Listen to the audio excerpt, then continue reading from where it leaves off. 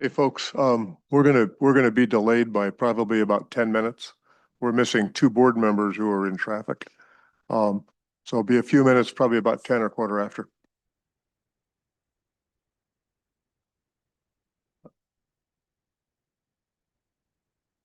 The May 28th meeting of the Board of State Canvassers is in session. Good morning, everybody. We have a very busy agenda this morning. Couple of things for you. Attorneys and candidate comments will be 5 minutes. General public comments will be limited to 3. If you chose to speak on more than one item, you'll be consolidated into one item, so pick which one you'd like. The second one that's a little unusual this morning is because of the nature of some of the conversations and because of the nature of some of what will become general comments, we're going to follow a protocol of swearing in anyone who's not an attorney. A little bit different than we did that throughout last season. We haven't done it this season, but our topics this morning require that. And with that, like a consideration of the meeting minutes for the May 21st, 2026 meeting.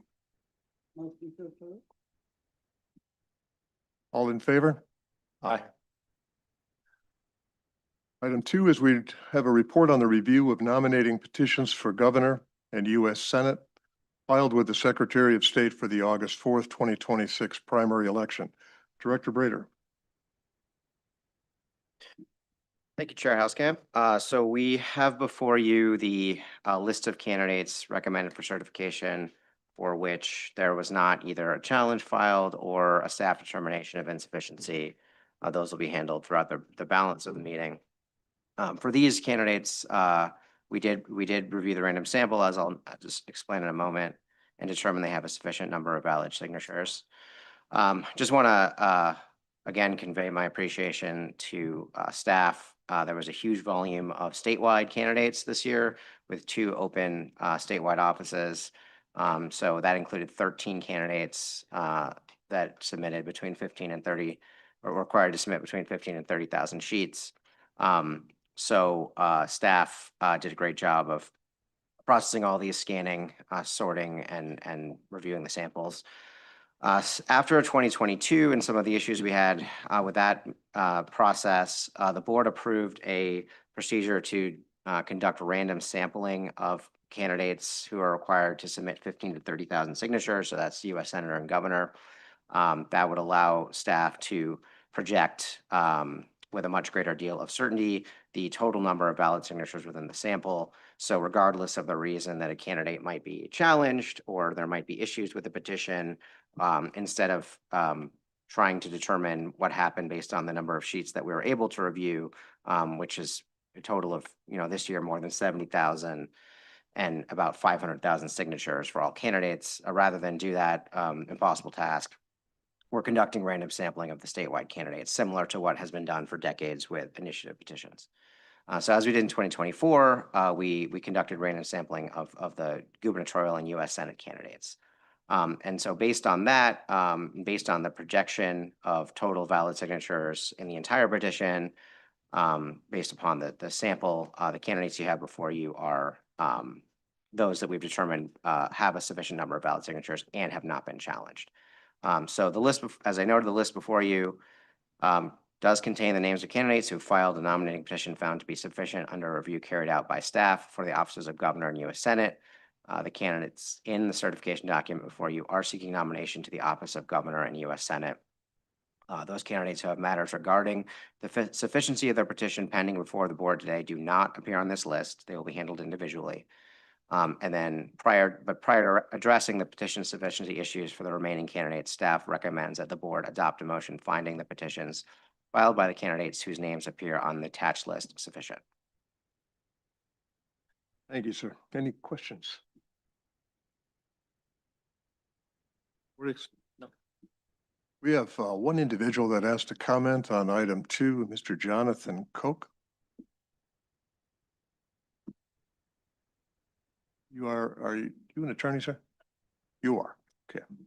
You have 5 minutes.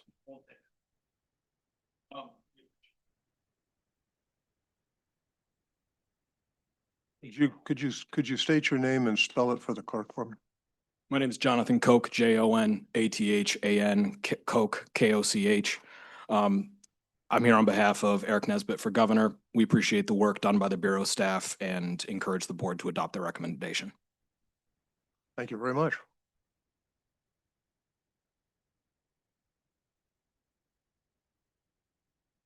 Moving on to item number 3 is consideration of the sufficiency. Oh, I'm sorry.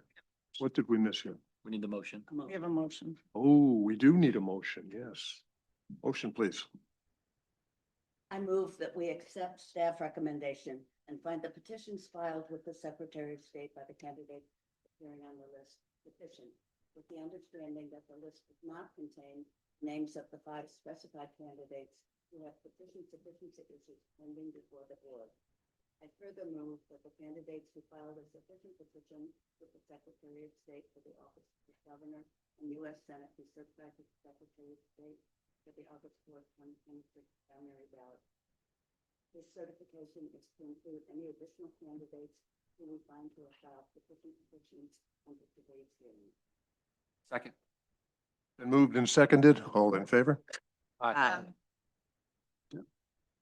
Now moving on to item 3 is a consideration of the sufficiency of the nominating petitions submitted by Kim Thomas for the office of governor. Ma'am, could you hold for just a minute? Director Brader?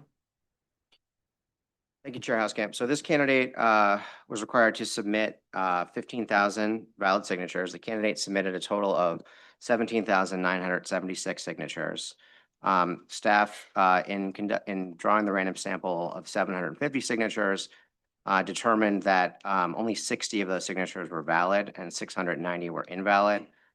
The predominant reasons were either invalid signatures, that is signatures that were missing or did not match the signature on file, or signatures where the individual was not registered to vote at the required jurisdiction. So we did identify a number of discrepancies from signatures that came in from certain circulator names. And so there were things like signatures being all written in the same handwriting, and indications of roundtabling, which is a practice where multiple people will sign sheets to try to put different signatures on there, but different handwriting styles on there, but ultimately not being the voter signature. There were some circulators that circulator names that appeared on petitions that had clear indications of fraud, and those are going to be referred or have been referred for investigation to the Office of Investigative Services. But based on the review, we determined that because of the large number of mismatched signatures, the candidate does not have a sufficient number of valid signatures to be certified to the ballot. Thank you, sir. Ms. Thomas, would like to approach. And before you, before we start, I would have to have you raise your right hand. Okay. Swear you in. Do you solemnly swear that the testimony you're about to give will be the truth, the whole truth, and nothing but the truth, so help you God? I do. Thank you. And would you state your name and spell it for the clerk? If you don't mind, just real quick, can I hand something to the board members? You would like to hand those out to the board? Yes, I would You like may. to, sir.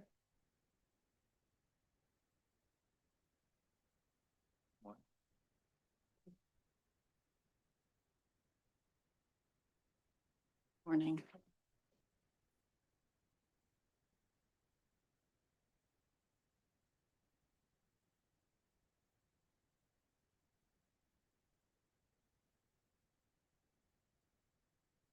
And you have 5 minutes. Thank you. My name is Kim Thomas, K-I-M, last name Thomas, T-H-O-M-A-S.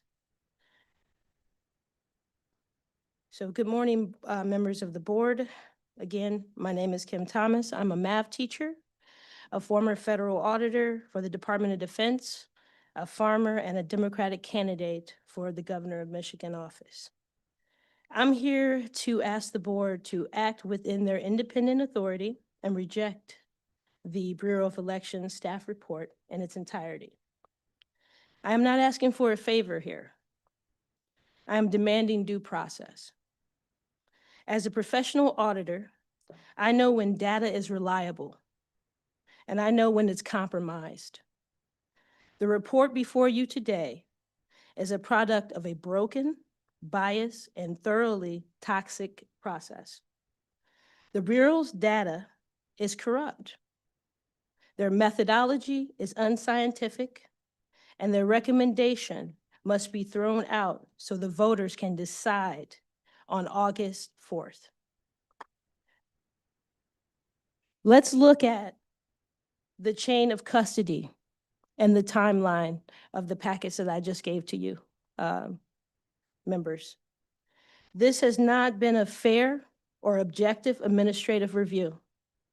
It has been a trial by public ambush 3 weeks before this report was finalized. Specific internal data points were systematically leaked to political insiders and select media outlets. When an agency leaks its findings before the defense can even see the allegations, it is not conducting an audit. It is executing a political, systematic breach of trust.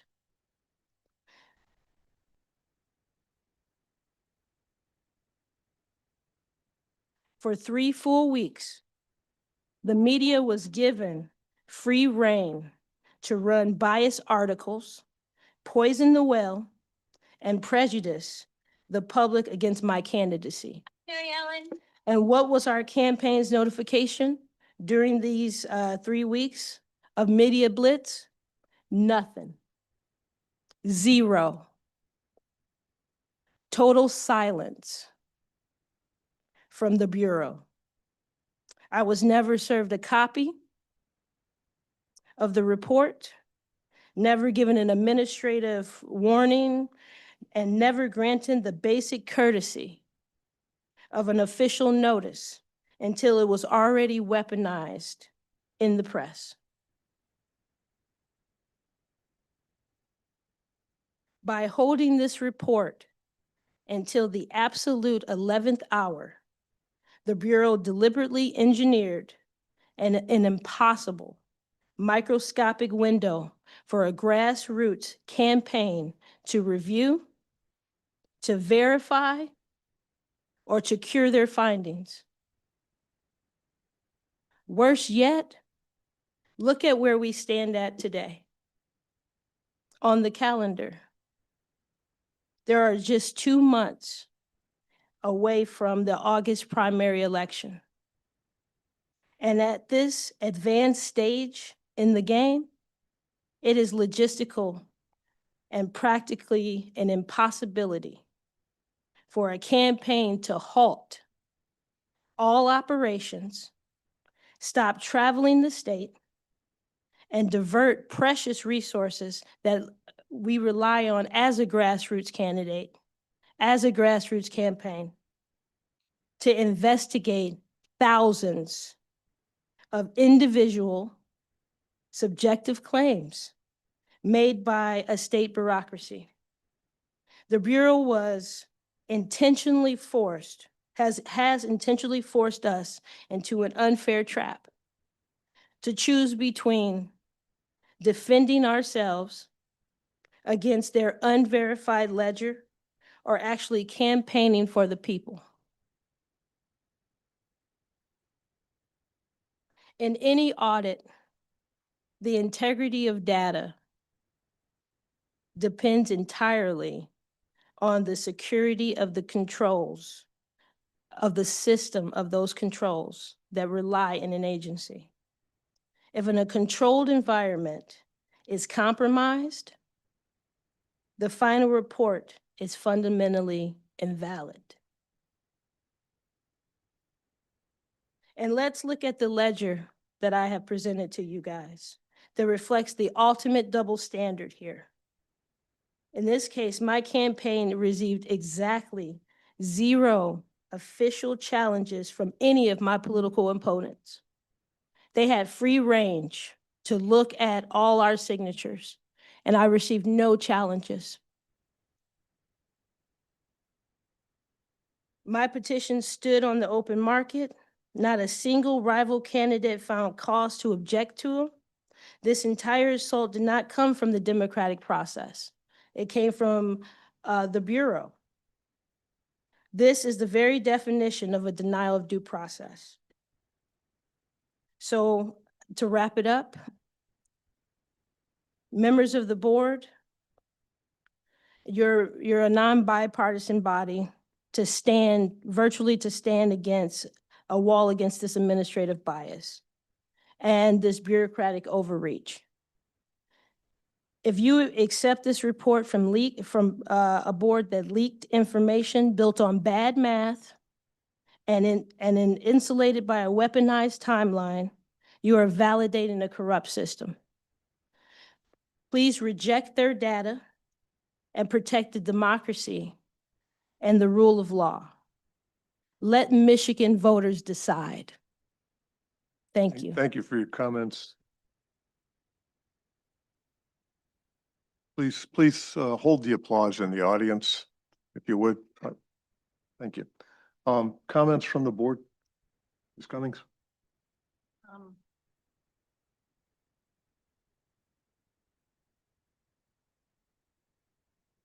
Do you disagree, excuse me, with the board's findings regarding the signatures? I do.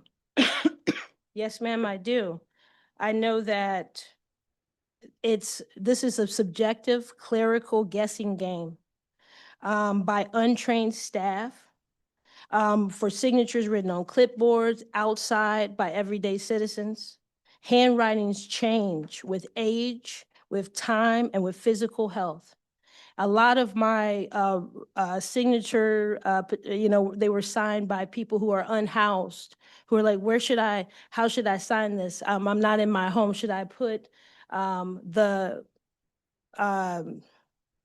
shelter I'm staying in? Can I put a PO box? You can't put a PO box because that automatically throws it out. Do the best you can. If you're registered, do the best you can. But how do you know? How do you know when you allege that this is subjective? What evidence do you have of that? Well, they're not forensics handwriting experts. This is a untrained staff. I'm sorry, excuse me, I'm a federal auditor. Federal auditor. I'm a teacher now.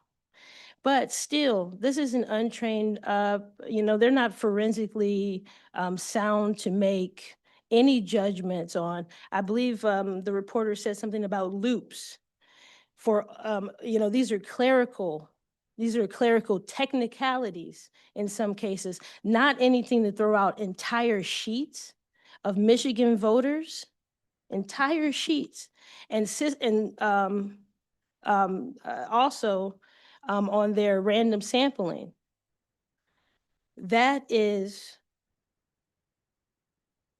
I know that if you base a random sample on just 750 names from over 17,000, they ran a generic algorithm that sped out an absurd, statistical impossible 8% validity. In federal auditing, if your sampling model produces a radical sample like that, an outlier like that, that defies the objective reality of verified field collection. You don't disqualify the target, you throw out the broken model. You're supposed to start all over. That's how statistical sampling really works. Thank you. Thank you, ma'am. You refer to weaponization. What do you mean by that? Well, ma'am, the Bureau, like I said, I didn't receive any challenges by any of my opponents. Do you understand what the procedure is? Have you looked at the procedure manual for candidates? I have, yes, And do ma'am. you understand that every candidate's signatures are sampled pursuant to this random sampling method? I do understand that. And do you understand that the board publishes reports when it has finished, whether it has challenges or not? I do understand that, but this report was leaked 3 weeks before we received it. It was already leaked to the public. It's already been put out into the media. It already made us seem like we were cheats. We did not get a chance to answer anything. And then they gave it to me at the very last minute, like I said, 3 weeks later, just before the holiday. So we had 3 business days to review. That's not enough time. I would like Mr. Brader, Director Brader, to respond to that. But first, I want to ask you, you continually say you're a federal auditor. Yes, Did ma'am. you audit the signatures that you turned into the Bureau? I did. I signed some of these petitions. You did? Yes, ma'am, I did. And you have an 8% validity rate, which is the worst that has ever been seen. I understand.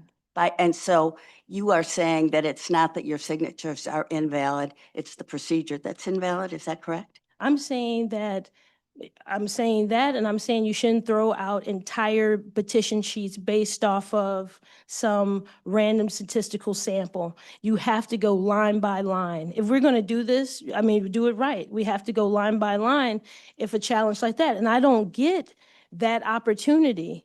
I wasn't given the qualified voter file. I wasn't given any type of, notice until, like I said, at the last minute. And really, the audit already said that I was out. I didn't get a chance to fight that. I'm fighting it now with you at the last minute. This is what I You got got. the same review of your petition signatures that every other candidate has gotten. Director Brader, can you address the question of the timeliness of the publication of the reports? Sure. Under the board's procedures, the reports have to be published a week before the meeting. So that would have been 5/21. This was published 5/20, 8 days before. It was emailed to the candidate prior to that. It was not leaked. I don't know what the candidate's talking about.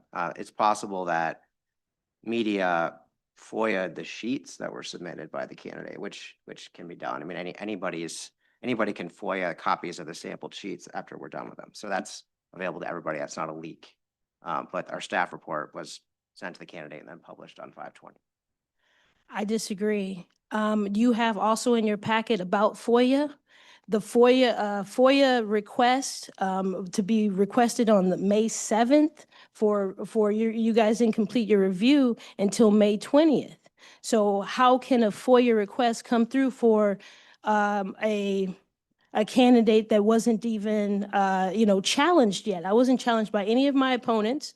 I wasn't challenged by anyone. So how could a FOIA request come in when there was nothing to report about a candidate yet? And yet that newspaper had all that information. So about everything that was sent to me on May 20th.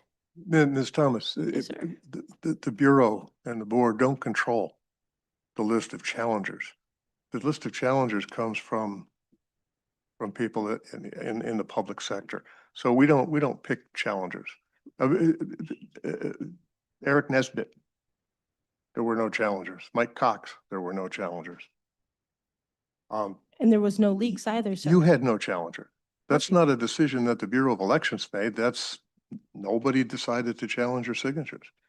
I understand that, sir. However, if we're using the Bureau's information, the Bureau itself had a systematic leak. And that leak, whoever it was, leaked it to the press 3 weeks before I even had a chance to even go to the qualified voter file, before I had time to access anything. How were you supposed to view? Do you have 15 evidence that thousand. this was leaked by the Bureau of It's in Elections? your packet, sir?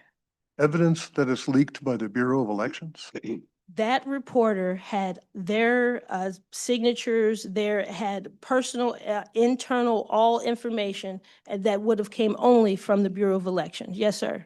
The names, everything. It would have only came from the Bureau of Elections.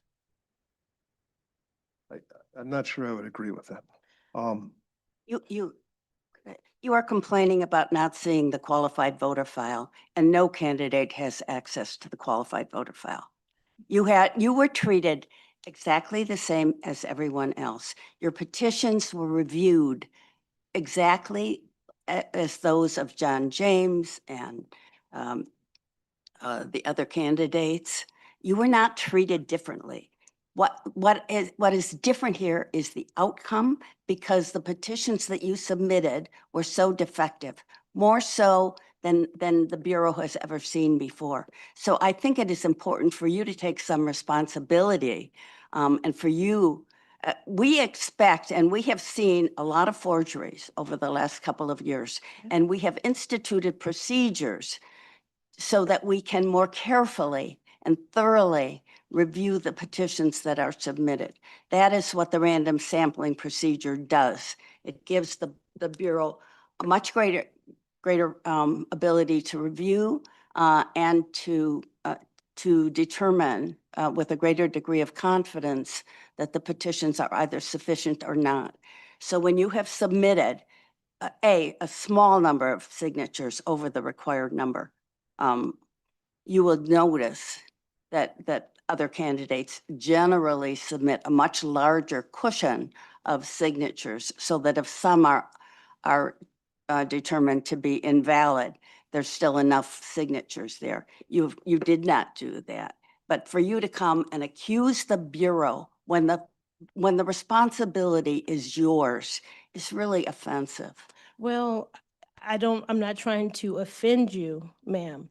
But what I am saying to you is I am taking responsibility in such a way where I am representing every one of my volunteers that went out like I did. We all went out and we got signatures. We got proper signatures. We filed on time and we put in the work. Now- 92% of the signatures you filed were either not proper or where the gatherers were not proper.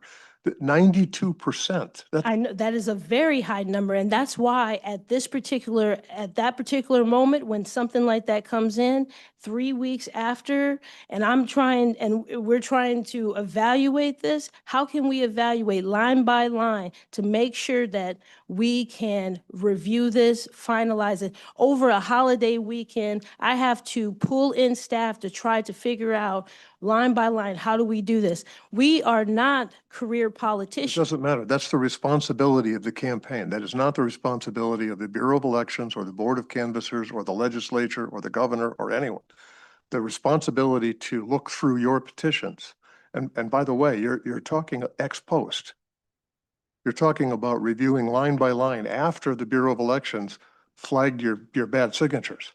I would argue with you that the time to review your petitions would have probably been before you submitted them to the Bureau of Elections, and you had a lot of time to do that. Well, we did review the signatures, and okay, clerical technicalities probably exist, but you cannot throw out an entire list just because what's written at the bottom. Your own process says that. Your process says that you allow the candidates to do a systematic review line by line. You'll allow us that time to do that. I did not get that time. And like I said, it was already weaponized and it was already decided. These findings were already decided in the press. They were already decided here. My campaign did not get a fair shot at this.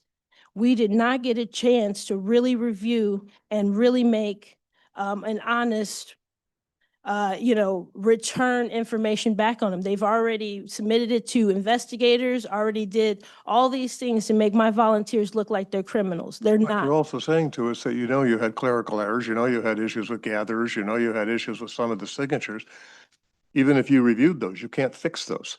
What you turned into the Bureau of Elections with your original submission That's right. is what these decisions have been based upon. So, Mr. Cordes, do you have any questions? Just a couple of things. Yeah, I spoke before this board actually before I was on it in 2022, that I thought that it was put the candidates at a strong disadvantage that they don't have access to the signatures to actually verify. So while I have, I still believe that.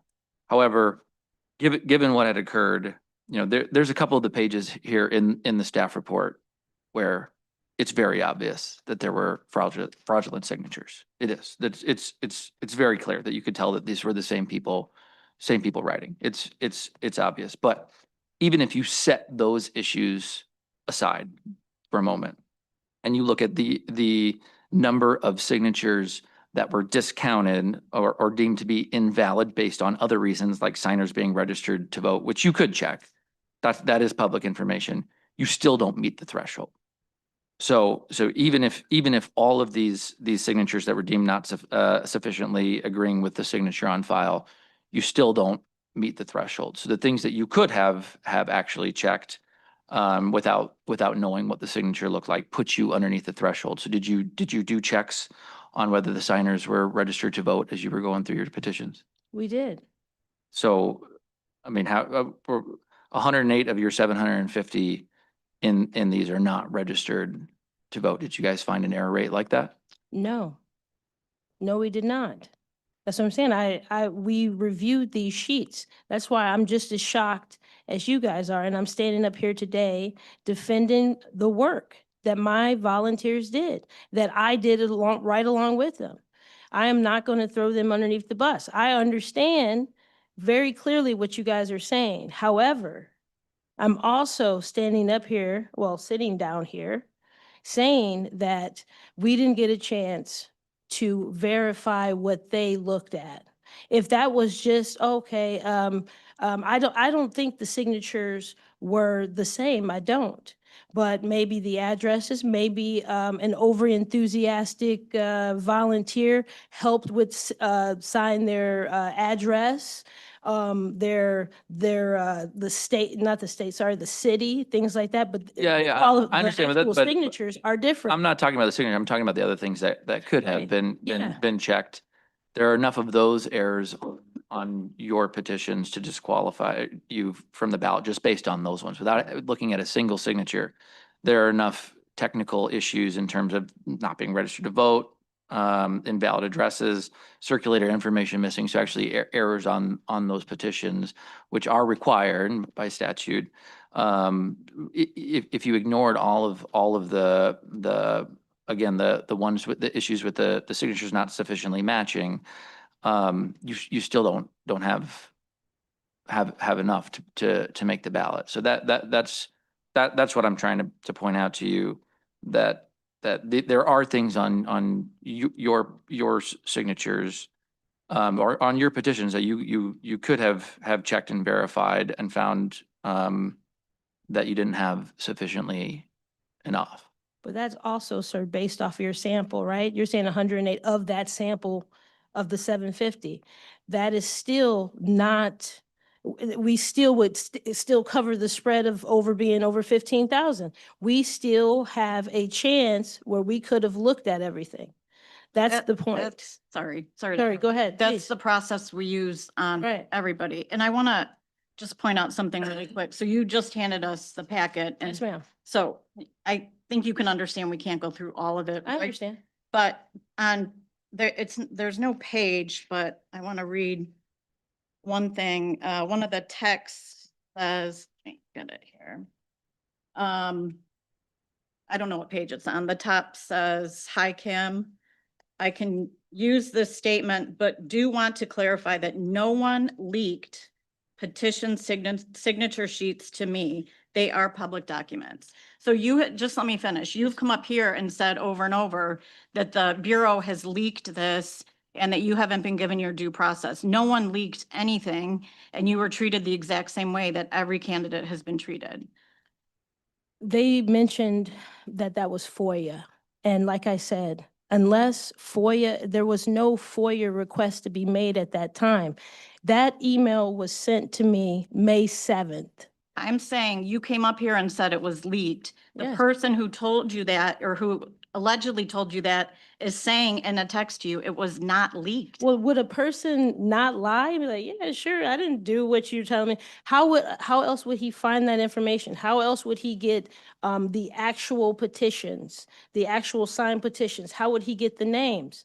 He got all that information. How on earth would that happen? How do you And know it plus- wasn't FOIA'd? I'm, It can't be FOIA. I used to audit FOIA. FOIA takes 5 days. plus any extensions in order to fulfill a request. Okay. At that It particular may have time, been one of since your there own was no- volunteers that gave away the information. It may have been No. one of your own campaign people. No, sir. No, You sir. don't have, Everything came from that office. Everything that, if you also look at that packet, you'll see a sample, a snippet of what was written in that news article. And I got to tell you, if we know we didn't get any challenges by May 7th, there's no way that a FOIA request would have came in. Nothing about my candidacy and this information was on public record yet. Either somebody from the Bureau of Elections hand delivered it to the person, or they leaked it. That's it. That's the only explanation, because FOIA does not work that fast. Sure it can. No, ma'am. It, Absolutely can. Director Brader, will you advise the candidate how the signatures are available to anyone who requests them? So for all the candidates for which statewide candidates file that we draw the sample, we scan the sheets. Then from the scan sheets, we draw the 750 signature sample. And as soon as that is available to us, we make it available to anyone who wants to FOIA it. I think it happened on April 28th. Is that the right date? Something like 29th? So as soon as we have that sample available, we make it available to anyone who's FOIA'd it. We provide it to them as soon as possible.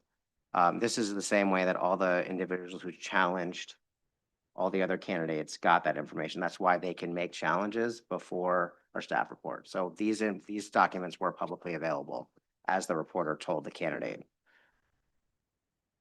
With conclusions ma'am, already ma'am, one- attached to it? ma'am, we're not going to continue to Okay. debate it. Well, yeah, I One understand. question for you. Yes, sir. You gave us this large packet. Yes, with sir. Lots of stuff in this morning. Yes, sir. Aren't you aware of the 48 hours? I mean, we cut off anything being submitted to us 48 hours before the meeting. So you're presenting new information, but you're presenting it on the morning of the meeting. Are you not aware of that deadline as well? The email that was sent to me said that it is prudent to put your name down if you want to speak, and to. Oh, right, you right. know, but it Representing didn't say yourself in anything. public comment is Right, not but the it didn't question say I'm asking. Right. I You didn't. you no, I have didn't new say- material that you are bringing in, that you are bringing before this board. Mhm. As a candidate, Yes, you're aware of the fact that submissions are deadlined 48 hours before the meeting, correct? no, I did not. That's in the material too. That's in the material that we publish. That's part of this process of know the material before you run the campaign. But I thank you for your comments, and I wish we could help you, but I don't have anything else to share with you. Well, I could say honestly, if I may, before I stand up and walk out of here, is this disservice is not necessarily to me. It's against the voters of Michigan, and you're going against their democracy. So apologize to them, sir. Ma'am, I would just say one more time Yes. that your petitions were treated in precisely the same way that the other candidates' petitions were treated. You are, and there is it is ridiculous to suggest that you would then go over signature by signature with the Bureau. Nobody does that. That is not an opportunity which is provided. We expect candidates to review their petitions and their signatures before they turn them in.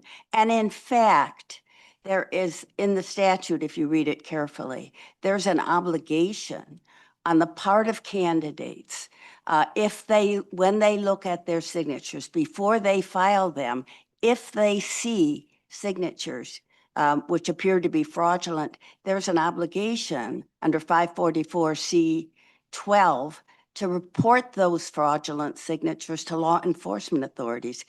So you turned in signatures which were clearly forged. Disagree. They were forged. They were not. Anyone They were not And forged, and I disagree with what you're saying. They were not forged. My grassroots volunteers did exactly what they were supposed to do, and I'll say it once, and I'll say it every single time. Well, if you They were if you being- directed them to forge signatures, No, then I you're would never direct responsible. them to forge signatures. But I tell you this right now, that we had held to the strict rules that that was provided to us. Now, if there was an over anxious clerical mistake or technicality, sure, whatever. But I gotta tell you, you don't throw out entire sheets for that. Thank you for your time this morning, ma'am. And thank you.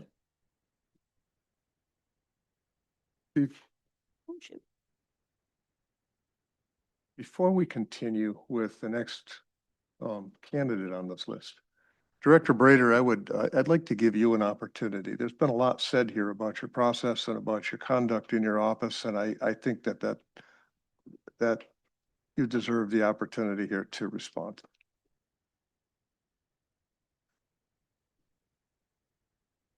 So again, the process that we follow for any candidate for sample signatures is we sort the petition by number of signatures per sheet. Then we scan it. Then based on that electronic scan, we draw the sample. That sample we make available to anyone who wants to FOIA it within 24 to 48 hours of the FOIA. Again, members of the public, opponents of the candidate, the media can get copies of those sheets well before we publish our staff report. And again, that is why when we send you these staff reports, they reflect challenges that were made by other candidates to the signatures and voters. That would not be possible if people didn't have access to these sheets before our staff report. So there is no leaking. What we are doing is providing information to the public or anybody else who requests them. Then when we're reviewing the sample, we review it for multiple, issues, voter registration status, any issues on the face of the sheet, missing required elements on the sheet, missing circular signatures, other things that might disqualify it. We also review any challenges that we get. And we look up every single one of these signatures in the qualified voter file. We compare the signature on the sheet to the signature on the voter file. We do take into account the fact that signatures do change over time. There might be slight variations. So it doesn't have to be an exact perfect match for the signature to be accepted. Our staff is trained that we do have signature standards that they train by. And following all that, we publish the staff report. The candidate has at least a week to before the meeting to review it. That is what we do for every candidate. I frankly don't think some of the specific allegations about our staff really are worth responding to. Thank you, sir. No comments from the audience, please. I'm sorry. No, this is not open for that discussion. So please just go with the program here, okay? Enough, please. We're going to move on to, I'm sorry, you know what? I'm bad on motions this morning. You want to get moving? I'll make a motion. I move that the board accept the staff recommendation and find the nominating petition filed by Kim Thomas insufficient. Been moved and seconded. All in favor? Aye.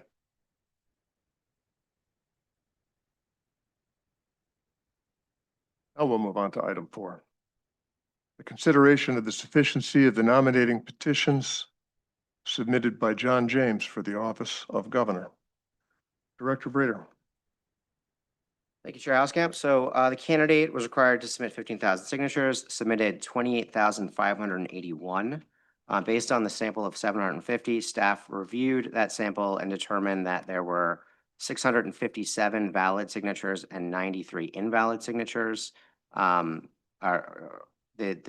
predominant reasons of those 93 were some signatures that didn't agree sufficiently with the signature on file, and some where the signer was not registered to vote in the required jurisdiction. There were challenges filed, or at least one challenge filed, that was calling into question additional signatures and circulator issues. The challenge did bring into question 525 of the sample signatures, which was greater than the cushion over the minimum required that the candidate had. So we did process the challenge. We also received information back from the candidate in response to the challenge and reviewed all that as well. Ultimately, After we processed the challenge, we did agree with the challenger on an additional 13 signatures that were invalid. There were 7 additional signatures that we determined were missing or did not meet the signature on file, a few more that were not registered to vote. There was also some issues that were raised regarding a circulator, the circulator signature allegedly not matching other signatures, but we did receive additional information from the campaign about that and determined that the circulator did appear to be the same person signing it.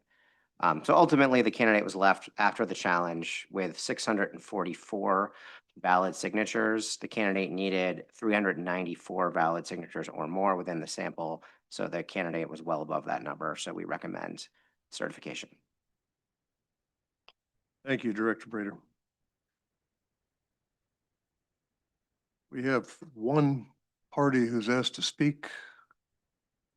Mr. Spees and Mr. Avers. Gentlemen, you are both attorneys, correct? Sir, yes. And you are representing? You have 5 minutes. Oh, I'm sorry. Please go through the name and state your name and spell your name for the clerk, please. And microphone base is on the bottom. Oh, sorry. Charles Spies, Spies, representing John James. And Robert Avers, Robertavers, also representing John James.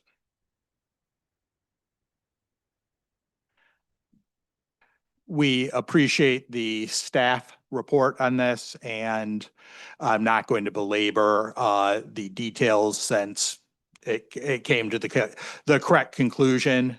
The complaint here, what we believe was not ultimately serious.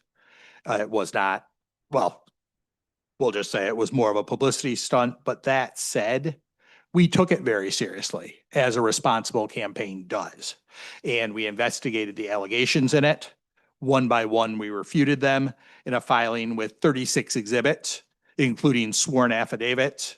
And we also put the resources into retaining a handwriting analyst to refute the allegations.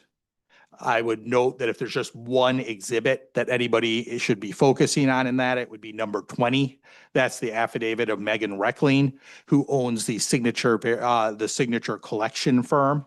And to be blunt, the James campaign used a combination of volunteers and paid extra for a verification firm that had strict anti-fraud procedures in place, and also had them review the submitted volunteer petitions, because we took this seriously and had taken all of your guidance over the past few years about it being the campaign's responsibility to avoid fraud as a mandate and something to be taken seriously. This is what is supposed to happen. As recently as February 23rd of this year, the board reminded campaigns in your notice on the 23rd that candidates should research circulator companies and check their work and be sure that they're hiring reputable companies and circulators. We appreciate that reminder, which is consistent actually when the scandals involving one of the current candidates, Perry Johnson, and other candidates in 2022, when that scandal was being adjudicated here. Former respected secretaries of state, Candace Miller and Ruth Johnson, said in the press that the way to avoid fraud is, and I'm quoting, hire competent professionals, manage the process, have supporters that help, and run a competent organization. Secretaries Johnson and Miller got it right there. That's exactly what competent campaigns and honest campaigns do. I also appreciate the vice chair's comments in the past, talking about how it is the burden of verifying valid signatures lands on the campaigns themselves, and it's their obligation to do that. And also that was in 2022 and 2024, then chair said that the Board of Canvassers may need to start personally and closely examining, quote, any instance of fraud or suspected fraud that isn't covered by people who are examining the petitions. This is all important context for the fact that the contrast between the James campaign and the lack of, to coin a term, quality with Perry Johnson's petitions could not be more stark. Mr. Johnson has two big picture issues which are not substantively addressed in the staff report before you on his petitions, and to our knowledge have not been defended. The first issue is that it appears he hired circulators with a known history of fraudulent activity. To be clear, you have a campaign that engaged in fraud in 2022 that had a general consultant who had two candidates kicked off the ballot for fraud on, not the ballot, but not have their petitions approved because of fraud. Mr. Johnson then hired that same consultant with the history of fraud. And that consultant then appears to have hired circulators that this very board has put on a list of suspected people. These are people that our campaign did not hire because of that concern. If that is all correct and those circulators turned in even one fraudulent signature, then I would suggest to you that implicates MCL 168-544C 11B, which says that if they are knowingly submitting fraudulent signatures or abetting it, then the candidate should not be certified. Secondly, you have in front of you a whistleblower issue. This we all read about in the Detroit News yesterday and have, I realize, just had the opportunity to review it. But I would refer to you regarding the whistleblower report that you have of fraud with a massive amount of petitions in front of you. I would refer you to MCL 168.5229. That is the section.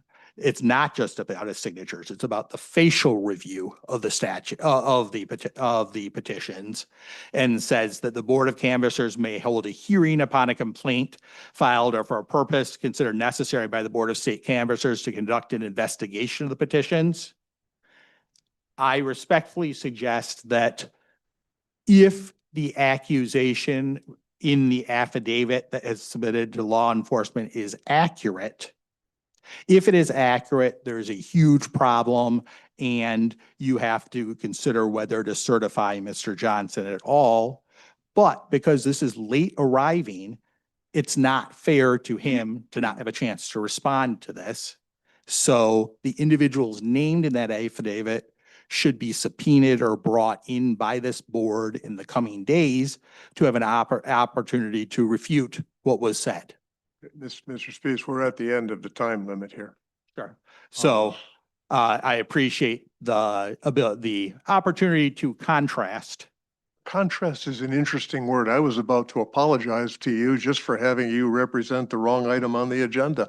I thought you were here to talk about John James.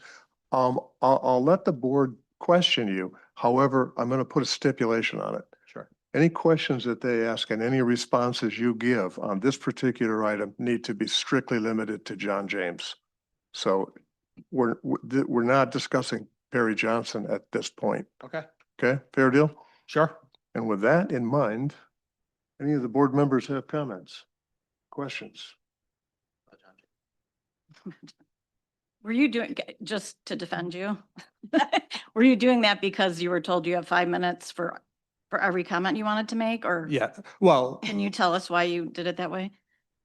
because this is my opportunity to speak, I thought to. No, you can speak on anything you want, but you focus more on the I- Johnson campaign than we're focused on John James right now. Well, and thank you for asking. The John James, I think the staff report got it right. And I do think it's important to contrast all the efforts and resources that we put into compliance that meant we didn't have any credible accusations of any fraud issues. So That's why I wanted to do the comparison Okay. of the two different approaches. You did have one though that when I read the report, when I read your response, I was absolutely smiled because it touches on real life. You had a lady that you were accused of putting on the petition who'd been dead for several years. And when I read your response, and it turned out that the signature was actually her granddaughter living in the same house, I'm assuming. Yes. That brought a little bit of enjoyment to that read. How's that? So, An admirable It was. refutation of the challenge. yes. Yeah, in our family, there were 4 Richards. Okay. There's only 2 left, but there were 4, so we have that exact situation And happen. do they all vote the same? Pardon me? Do they all vote the same? Well, 2 of them don't vote anymore. If I spot those on, then we know we have a problem. With that said, I thank you for your time and always good to see you. You're, Thank you. thank you. Have a motion? We're gonna, unless there's any other discussion, I think is there anyone here from, there's no one on the list. The one you had, right? Yes, that's correct. So, if there's no other discussion, I would enter a motion. I move that the board accept the staff recommendation and find the nominating petition filed by John James sufficient. Support. All in favor? Aye. Motion passes.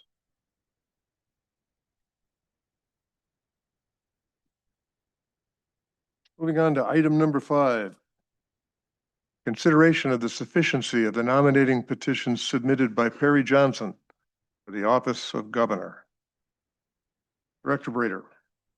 Thank you, Chair Housekeeping. So I'm going to describe our staff report and then also information that was published in an article yesterday, just to not bury the lead. The staff recommended certifying 8 days ago, and based on what we know now, we still recommend certifying, but I'm going to explain our thinking on that and the process, and I'm sure we'll hear from some folks on that issue. So this candidate was required to submit 15,000 valid signatures. Candidate submitted 28,973 signatures.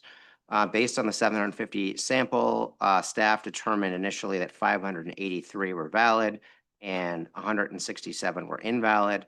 The primary issues for invalidity were some signatures that did not appear to match, and then more that the signer was not registered to vote in the required jurisdiction. We did receive challenge as well. The challenge called into question various issues, including claims of forgeries and invalid signatures. The cushion at that time over the minimum required within the sample was 194, and the challenge brought into question 362. So we did process the sample. The vast majority of the challenge signatures, the ones that were challenged on the basis of invalidity, or the majority of them anyway, did overlap with determinations that staff had already made. So there were quite a few that the challenge was saying this person's not registered in that jurisdiction.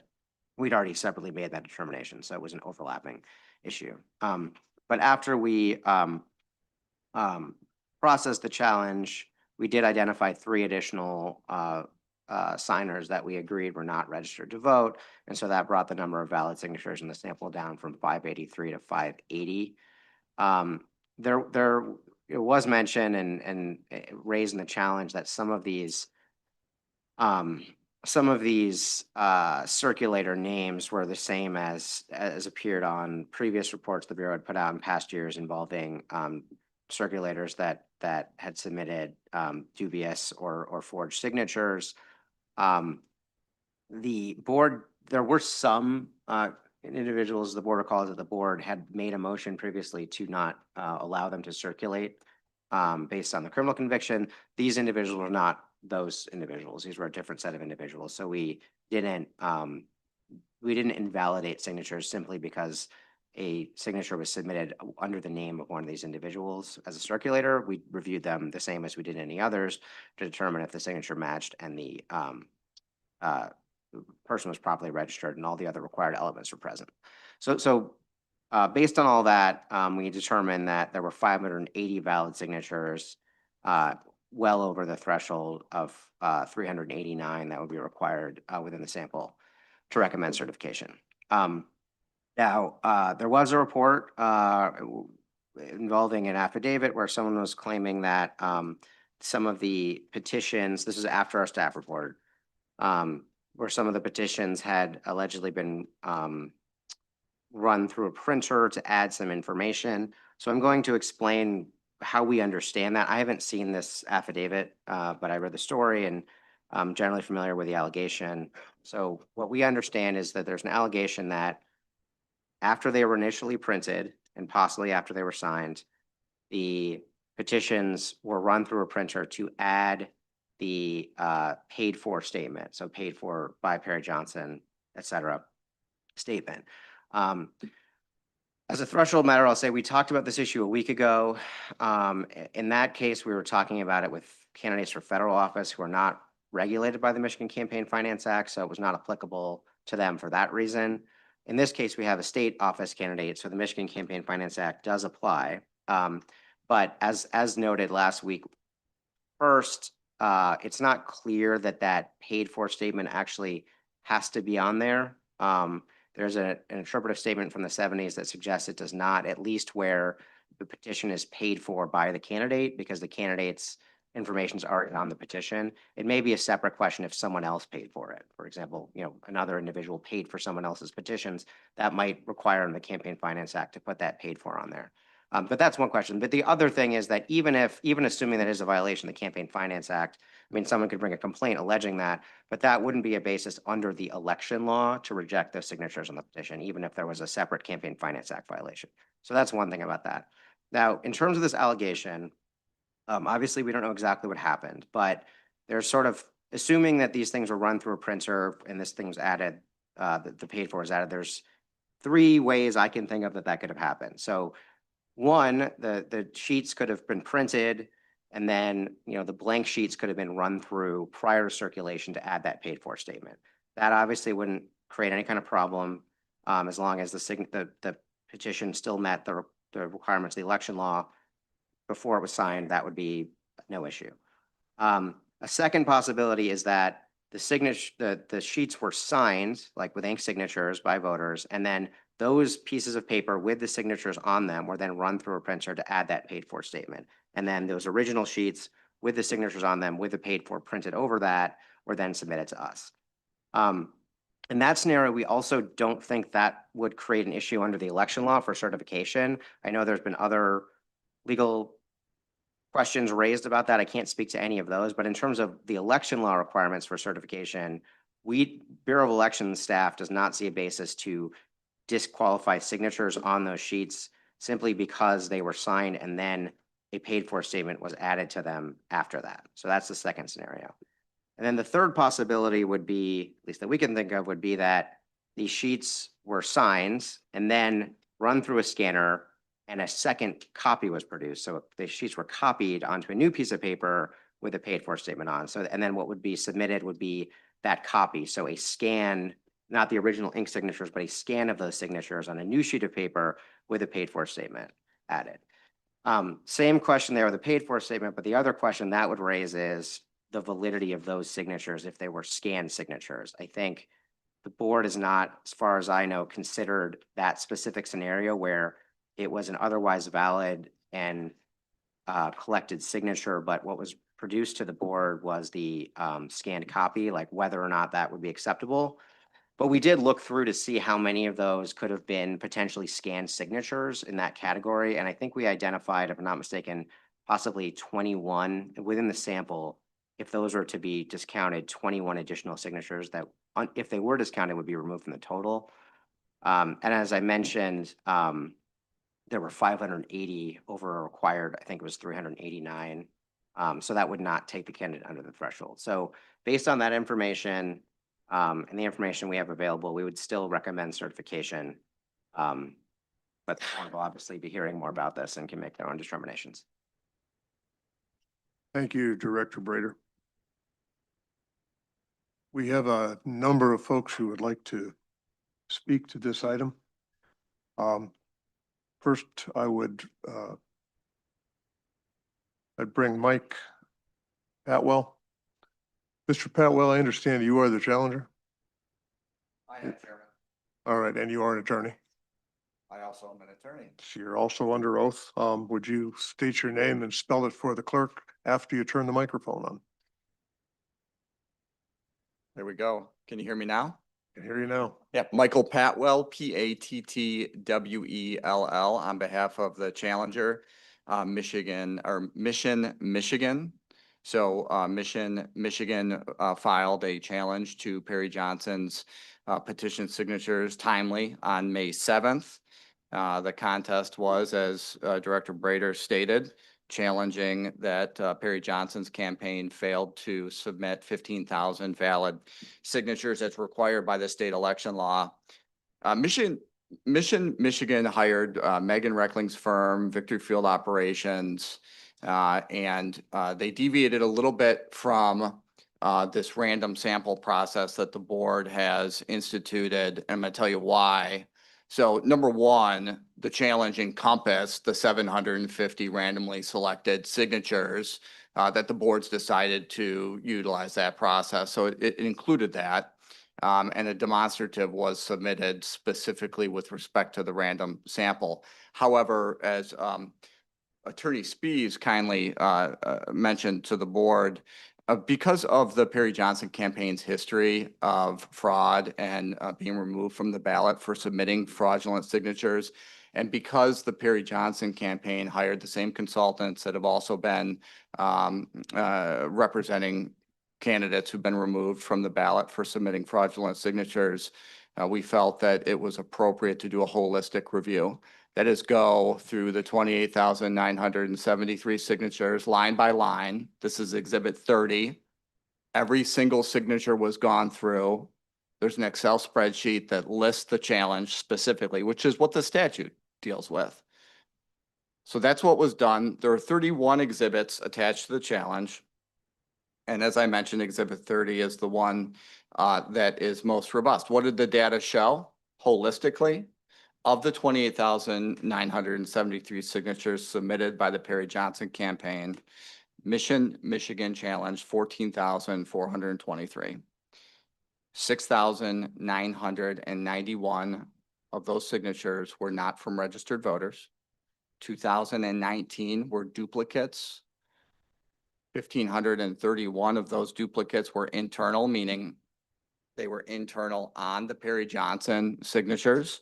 So they're invalid, and 488 were external, meaning that they were external and also signed by the same person for like the Eric Nesbitt campaign or the John James campaign.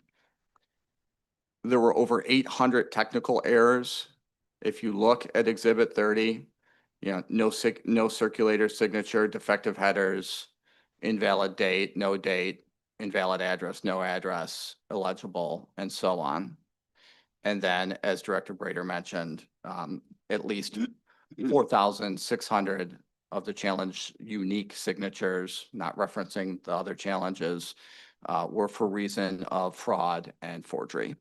What does that look like? Table 2. First, as Mr. Spees also pointed out, 2 of the circulators that again were hired by the Perry Johnson campaign are listed. This is Exhibit 2 in our challenge on what we call the fraud watch list of the Bureau of Elections. Another circulator, this wasn't mentioned, Darius Guyton, lives with his mother, who is listed on the fraud watch list of the Bureau. And yet another circulator, Siobhan Melton, was flagged by another campaign for attempting to submit fraudulent signatures. That affidavit was filed with the board. And that other campaign did the responsible thing and refused to accept those signatures, and then came forward to the board explaining what that circulator had done.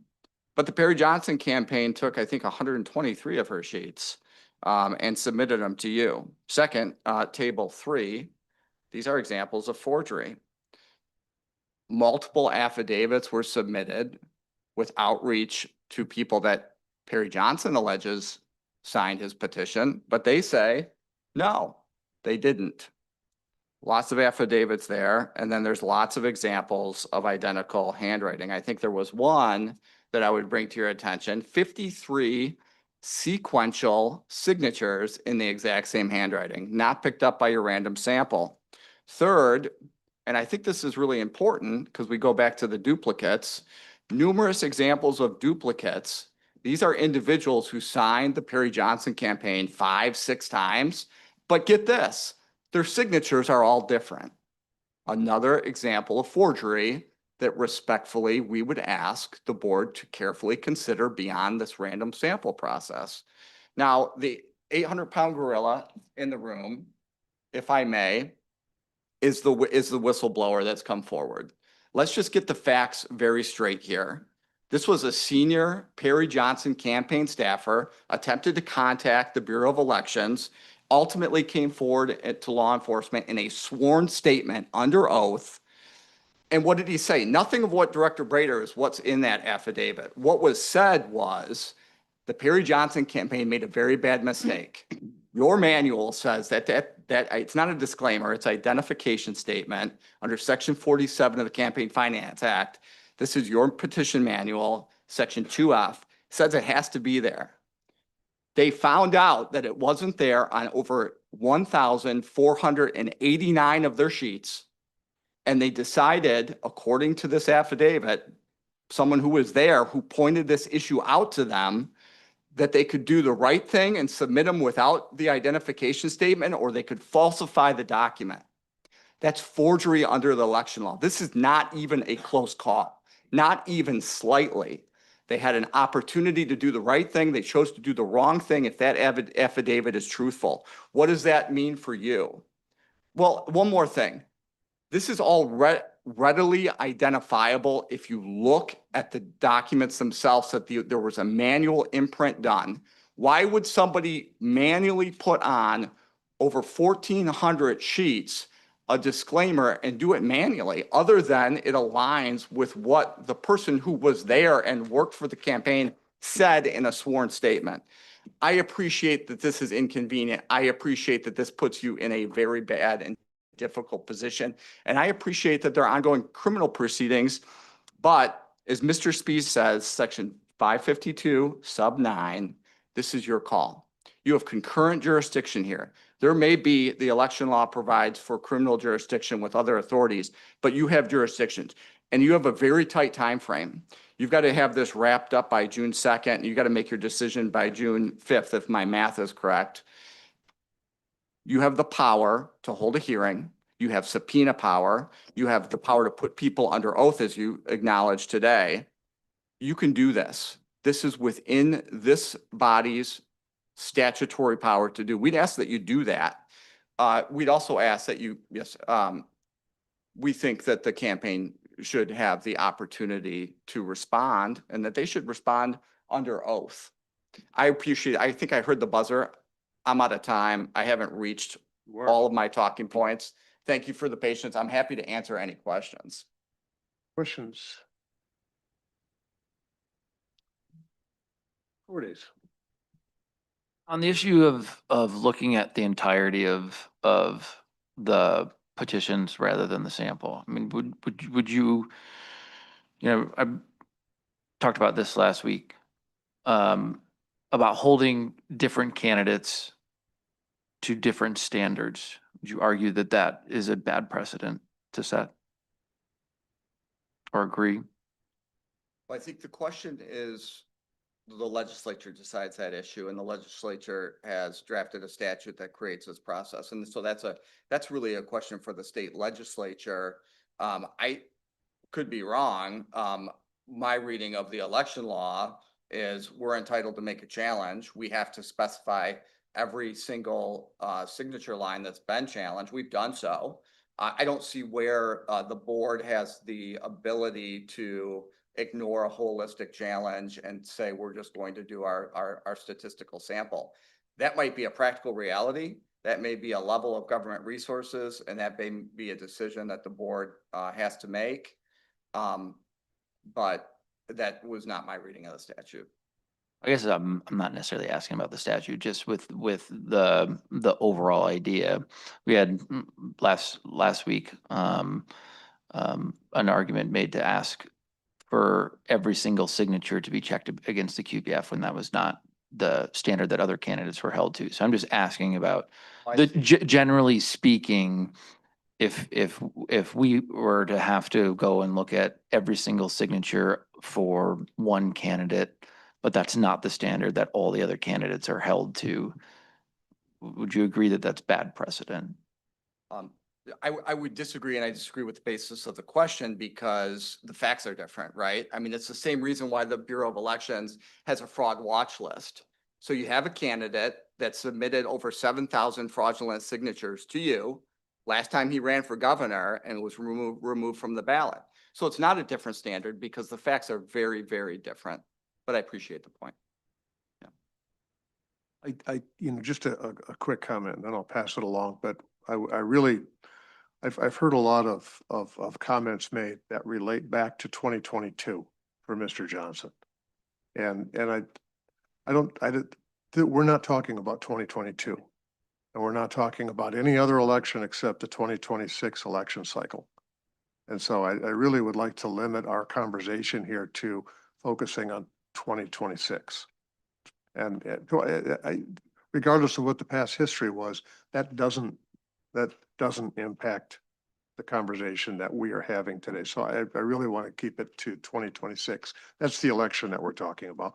But with that, are there other questions? I have a question. You said the paid for must be on the petition? That's what your and the Bureau's nominating petition manual in section 2F states explicitly. To what? 2F. You want me to read it? Sure. Bear with me 1 minute.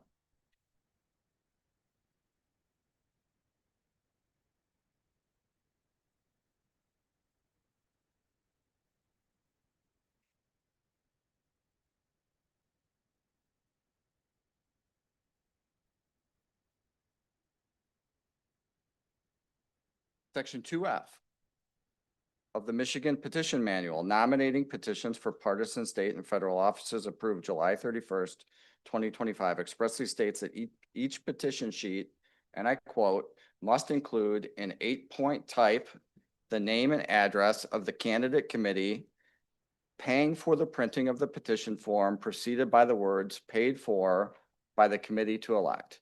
And I guess my point is, Well, I wasn't asking for your point. I just asked you to point out where it was found. And I had another question for you, but you just totally screwed me up. sorry, I didn't mean to. Should be sorry. I am very sorry. It'll come to me, but it was gonna blow this whole place apart. I'm sure it was. Plus. Yeah. So I'll pass.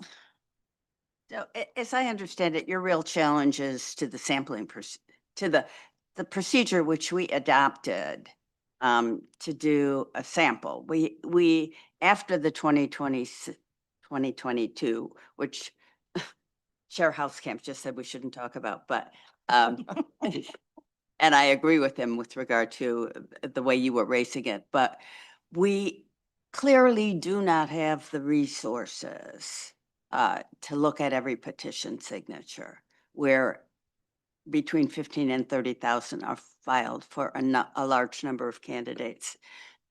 And we realized in 2022 that we were not able, and only fortuitously really came up, had the ability to look carefully and discover the incidents of fraud. And so we, with the assistance of outside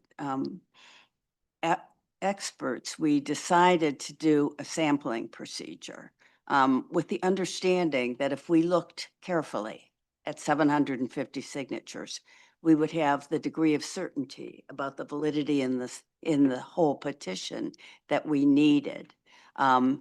So that is what we have done with regard to every candidate. And you're suggesting that you have done something different and that we need to look at your methodology and not ours. Yeah, I guess you're suggesting that our methodology is ineffective.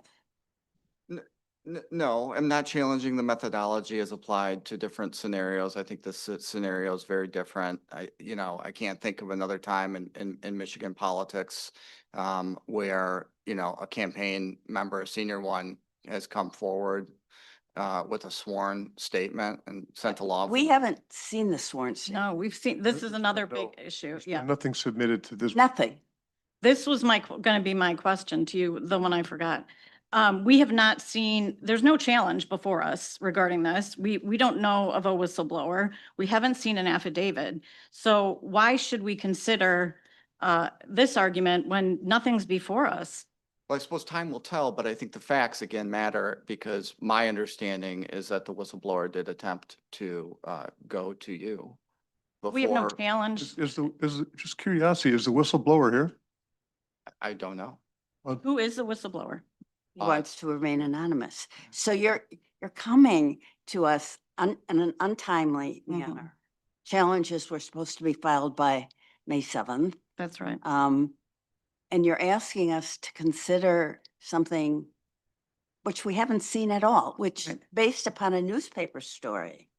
I mean, it's impossible for us to do that. But I guess alternatively, you're saying we shouldn't, because there's a rumor out there or a newspaper Mhm. story, we should hold off and investigate the rumor.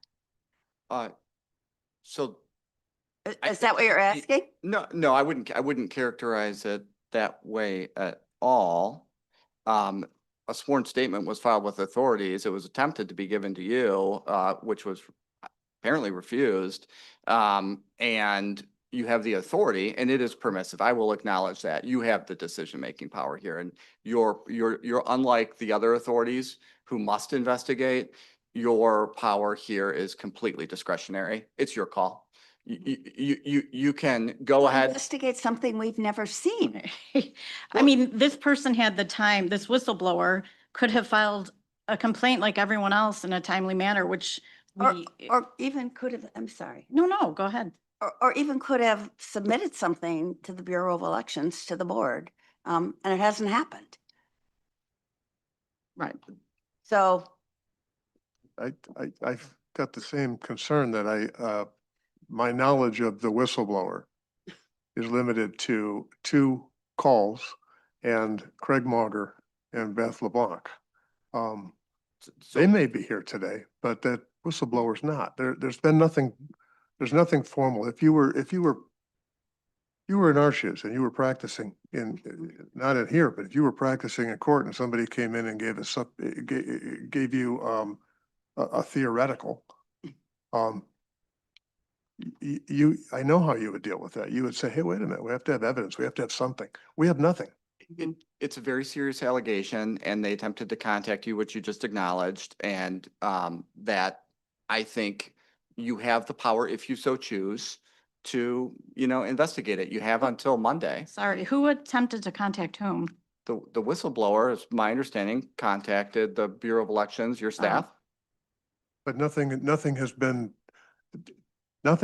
put forth to us in any kind of formal way. Nothing has been given to us. There's been no legal document filed. You mentioned investigation. If there's an affidavit that gets filed and law enforcement gets brought into it, I can't speak for Director Brader, but I'm fairly certain that the Bureau of Elections would look at that as an investigation in a different channel. So under the Michigan court rules, by analogy, right, you could have a judgment set aside based on newly discovered information. That's Michigan Court Rule 2.612. So this is a legal concept, right? And you're a quasi-legal body and it's sitting in an adjudicatory capacity. So if you so chose to have the information, it could be, I'm sure, provided to you if you wanted to extend the process and investigate. If you do not wish to do that, then I acknowledge that. Is that what your ask is here? Is that this is extended? Yes, You're not asking us to reject it, you're asking us to extend it. right.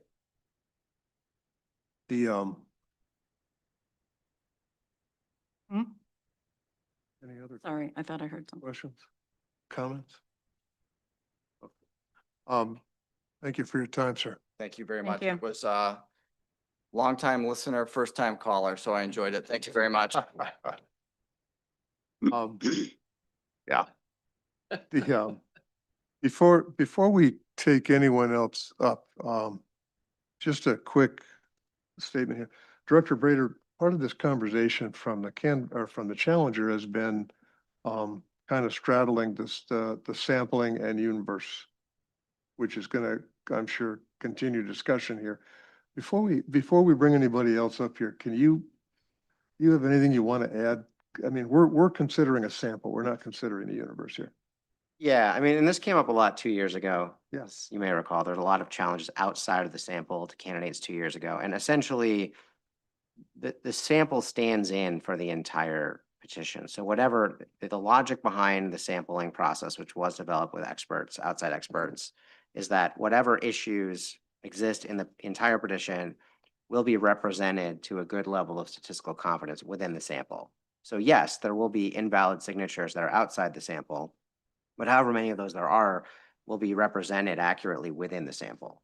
So that's why we don't process those challenges to things outside the sample. Now, someone could, if somebody has a specific argument they want to make, I mean, even though the board has already approved the sampling process and applied it in numerous instances, if somebody wanted to provide the board with some information that they were arguing should lead the board to believe that the sampling process is not reliable or will not accurately reflect the validity rate of the signatures, they could always do that. But generally speaking, just because there's an issue outside the sample doesn't mean that there's any problem with the sample that we took or the validity of that projection. The sample, if the sample of 750 was compared side by side with the universe of 29,000, for all practical purposes, they would reflect the same percentages, the same valid signatures, the same invalid signatures, the same signature gathering information. That's been validated by professionals that we heard lots of testimony from them a couple years ago. We had a lot of math lessons, as I recall. Nothing's changed there, right? Correct. Okay. Thank you. Mr. Burns, you seem to be on a couple of these sheets. So perfect. Come on up. I'd like to ask Director Brader, Would you like to ask something before we start? No? I'm sorry. What did I miss? Oh, Director Brader, am I correct that I mean, we are talking here about an alleged affidavit. The Bureau has received nothing, has it? Nobody tried to file an affidavit with us, based on the allegations that were out there. We had reviewed, as I mentioned, like the sheets to determine if any of them appeared to be scanned. And I already went through what we found there, but nobody tried to file an affidavit with us. If anything were filed after this meeting was finished, what would your action be? Well, we'd give it to you, first of all. It would be it would generally be published, unless there's some reason, there's some confidentiality or some other issue there, but generally we'd give it to you and publish it. Mr. Burns, and is your name Todd? Yes, Excellent. If you would, you're both attorneys? that's correct. And you are representing? Perfect. If you would both state your name and spell it for the clerk, and before you do that, there you go. You got your mic turned on. Is it on? Yes. Okay. Yeah, so my name is John Burns, B-U-R-N-S. Todd Stewart, S-T-U-A-R-T. Good morning, Mr. Chair and members of the board. Thank you for allowing us to be here. This has been kind of an interesting morning. I do kind of want to echo some of the comments of Mr. Spies. Because of the seriousness of putting together a candidate nominating petition, the campaign takes that process extremely seriously. And so once a challenge was actually filed against the nominating petition, we actually recruited a forensic expert to go through and to challenge, to review the bulk of the challenges made by Mission Michigan, right? They made hundreds and hundreds and hundreds of challenges to circulators, So we brought in a forensic expert with 35 years of experience, a gentleman by the name, that you might actually be familiar with, Mr. Eric Spakeen, who we've also brought with us today, and he can actually go through some examples of why the Michigan challenge was improper. But just as a threshold matter, I would mention that the Michigan challenge was untimely. They challenged both the entire universe of the signatures as well as the sample. Now, I'll submit that the challenge to the sample probably was timely. But if they wanted to challenge the entire universe, they had until April 28th. They blew the deadline. So that issue isn't properly before this body. The second issue, before we go to Mr. Spakeen, just because this has become an issue this morning, number one, Michigan doesn't have a handwriting expert that they've recruited, to my knowledge, to review the signatures like we have. But then the other issue that, as the board has, pointed out pretty adequately, is nothing is before the board as far as this affidavit, this mystery affidavit that we've heard about. It's not properly before us. We have not formally received a copy of it. And under the rule, I think it's 168.846, the board can't even properly consider that affidavit, even if it had been submitted, today, because of the 48-hour rule. So that issue is just simply not ripe. So with that, and the other issue is that even if it were, it's my understanding that the affidavit is double hearsay. So it's my understanding that the purported whistleblower didn't have acknowledged that he didn't have direct knowledge of anything that he was complaining about. So with that, what I'd like to do, unless you object, I'd like to have Mr. Spakeen make some remarks, if that's all right. I'm sorry, you. Yeah, this is Mr. Spakeen is. I actually have him as a separate. Oh, okay. Well, in that case, then I'll just. Question is, do you want him to have 5 minutes as well, or do you want him to be part of yours? You know what? I'll let him have his time. Thought you might go with that. Yeah. Thank you. So first off, I also wanted to thank the Bureau of Elections and Director Brader.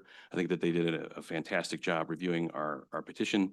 Obviously, their investigation and review was extremely thorough and robust, and you're not going to be surprised that we completely agree with their analysis, except I think that there are a few extra signatures that we were entitled to.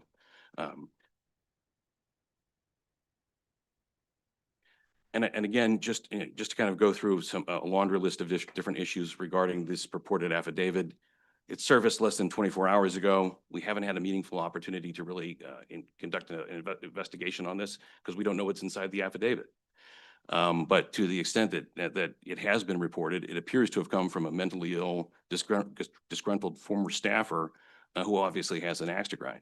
As the board pointed out, if they wanted to bring this sort of a challenge, they had ample opportunity. And here we are with our own, spring version of an October surprise. This is not proper, right? And it's an obvious bad faith smear attempt, and it's gamesmanship, and it's really beneath the board, and the board shouldn't lend it any credence or really even consider it. Additionally, even if taken as true, a printer disclosure question under MCL 169.247 is, as Director Brader pointed out, it's a Michigan Campaign Finance Act issue. And that is thoroughly within the ambit of the regulation of the Secretary of State. So that issue is not properly investigated or penalized by this body. It's a separate body of law. It has its own regulatory structure, as Director Brader indicated.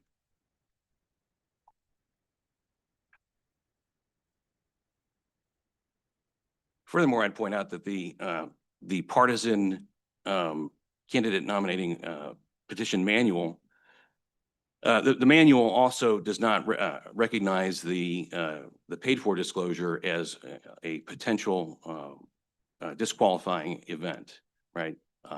So I would bring that to your attention. The other thing, it's also in closing, it's also my understanding that the James campaign, that their forms completely lacked the paid for disclosure. So just want to point that out.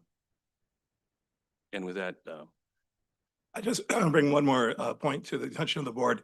If the board chooses to allow a review of the entirety of the something 30,000 signatures that people keep submitting, I think Director Bader's office will be overwhelmed, and this would be a precedent that would set a standard that I don't think the state could even keep up with.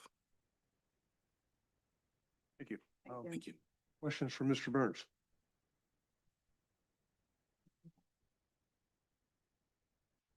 Nothing further. If you would stay up here, because I think you are also Yes. you have your name in kind of parentheticals behind your signature. Sure. Behind Eric's name. Yes. Eric, you come forward, sir.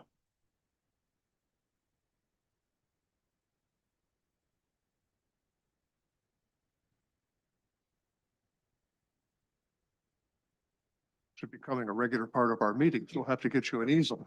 Well, I don't know if I'll brag about that. As you may remember, it's Eric, E-R-I-C-H, the correct way. Speakin, S-P-E-C-K-I-N. 5 minutes. And so I'll just jump right in. So I received the challenge letter of Mr. Patwell, who spoke earlier, and I was supplied a series of nominating petitions to examine, to evaluate the challenges. I didn't have every challenge that I could evaluate, but I went down a list and I brought just the sampling and some of the reasoning and some of the logic has been mentioned before, and I'll kind of touch on it when I go through these signatures and show you what I saw. Some of the challenges appeared to be legitimate, but many of them appeared to be not correct, and I'll go through that and show you if that's all right with the board, and I think we can do it in 4 minutes. Sure.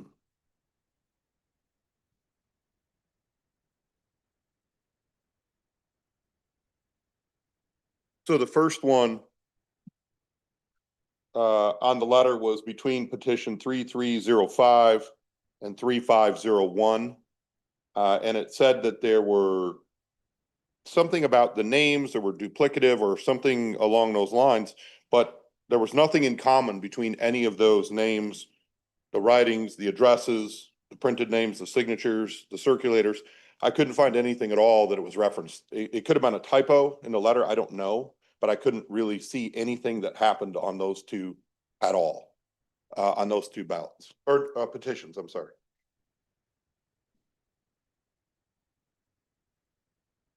One of the ones mentioned was names that were signed on multiple petitions that had different signatures.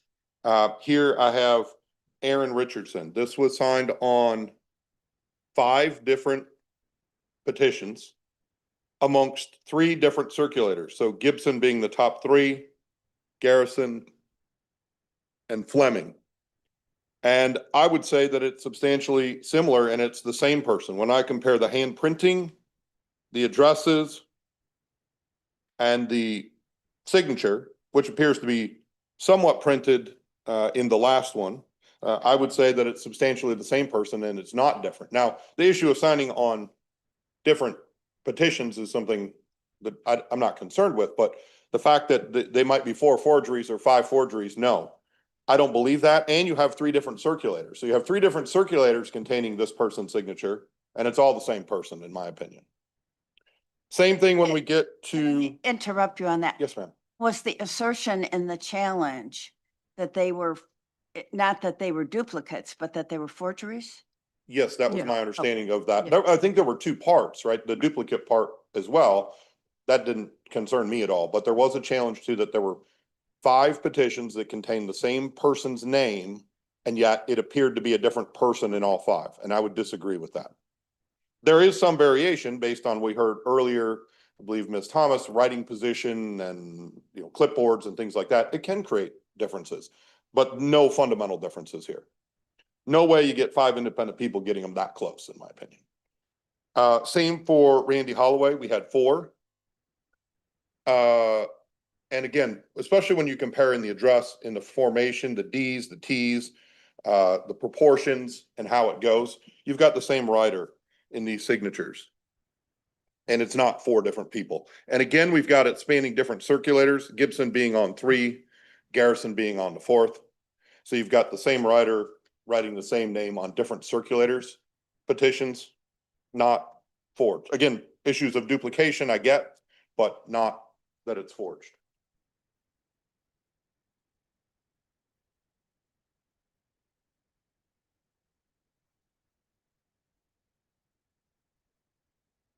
this one, Geraldine Yeager. So we have 5 different instances. I believe we have 2 different writers here. I believe we have the top writer in the top 3 and a different writer in the bottom 2. They do have the same address, but when you have 2 people here writing the same and 3 people here writing the same, and they're really not that close, you could have an instance of either mother and daughter or grandmother, granddaughter at the same address, like we heard of earlier that someone was talking about. I've seen that in the past. I don't know, but there are 2 different writers, but I wouldn't say that these 2 are forgeries of this without knowing that this is exactly intended to be the same person. Because it appears that we have 2 different people. They're both internally consistent and very consistent with one another. And I would say you have 2 different names that are there. I don't have access to the roll to say that there are 2 voters at that address with that name or 2 people living there, so I can't say. And then I know I'm short on time, but I'm gonna, if it's okay with the board, show one more. One more shot. Okay, this will be the last one. This was an example of Jalen Hilson. Again, different circulators, consistent. The one at the bottom looks different. I'm sorry. The one at the top looks different, but you can see it has a different address for this person. So yes, it doesn't look consistent with these 3 or these 4, but you have a different address for this Jalen Hilson. And you've got consistency in the bottom 4 between 2 different circulators as well. So no, I don't think that shows examination of forgeries. And I didn't bring every single board because I knew I only had 5 minutes, but that's just a quick summary of the kinds of things that we're seeing. I have a question for you. I actually read your report. I'm flattered. Pretty thoroughly.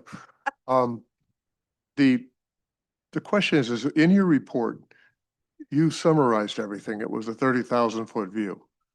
It was all rhetoric, no numbers.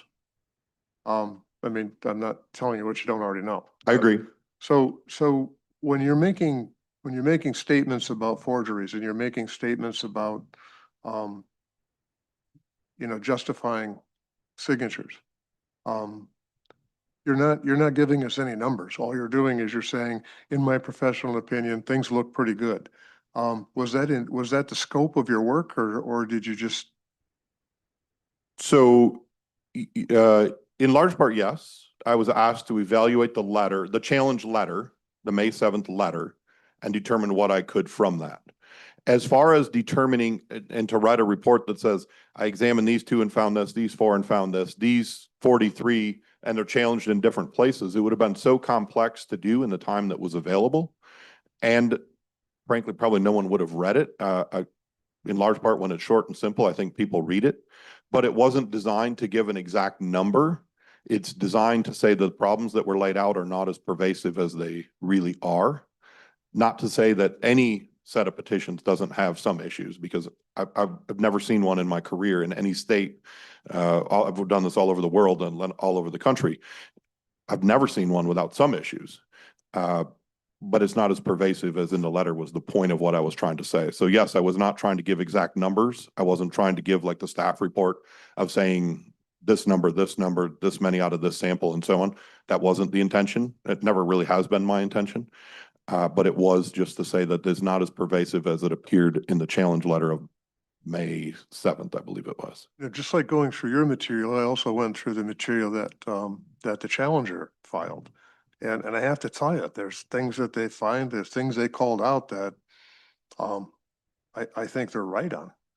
And so when I looked at that, I was trying to compare incidences where they gave actual exhibits and they put in actual references with your letter. I'm not sure that's germane to what we're talking about, but I'm just passing it on to you that if that was your scope, I guess that's fine. But your letter would have probably carried a lot more with me anyway, if it had had some definitives. It's kind of like the affidavit argument we were having a little while ago. Right.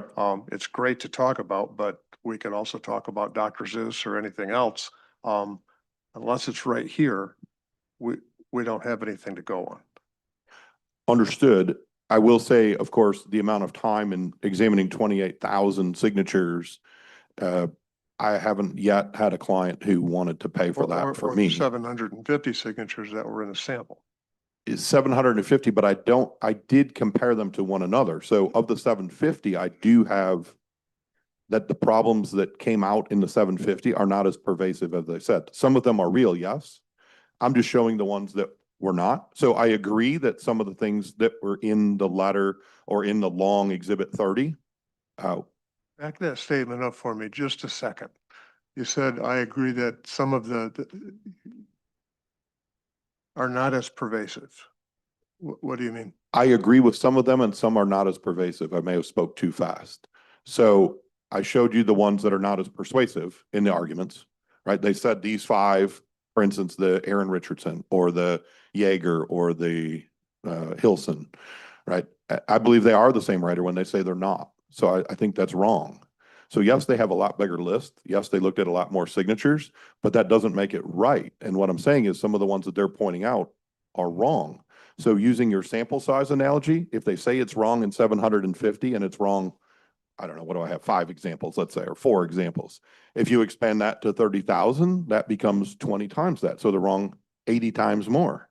So just because you have a long list of challenges doesn't make it more right. No, I'm not suggesting that. Right. But yes, I mean, could I have spent a ton more time on a ton more signatures? Of course, but you can always say that about any sort of challenges. But I do agree that some are legit as well, as you probably see in some instances that happens as well. Yes. Thank you. Comments, questions? Mr. Cordes? Gentlemen, thank you for your time. Thank you. Thank you.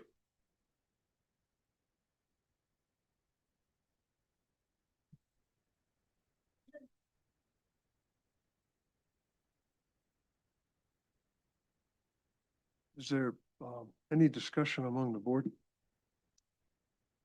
Anybody comments, questions for Director Brader, for anyone?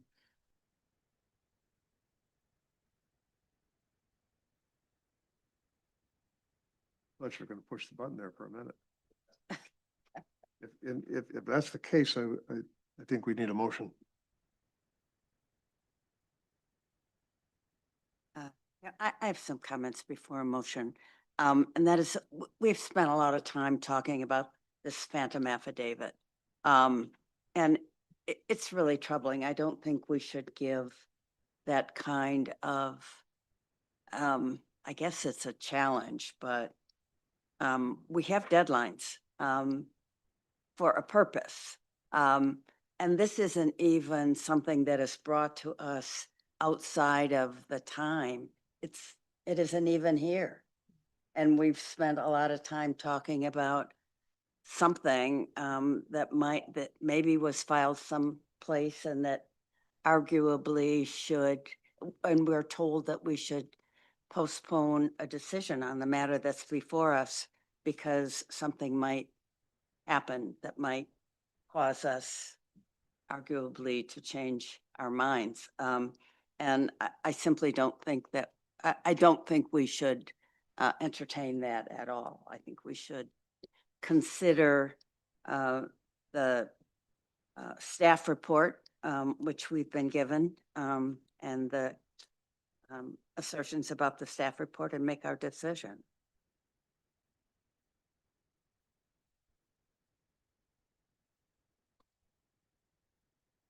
So, that's my comment. If there are no more, I'll make a That's a good motion. comment, yeah. Want a motion? I don't, Mr. Patwell had made his request was that we push this down the road to the 5th of June, but based on that affidavit, again, the affidavit's not here.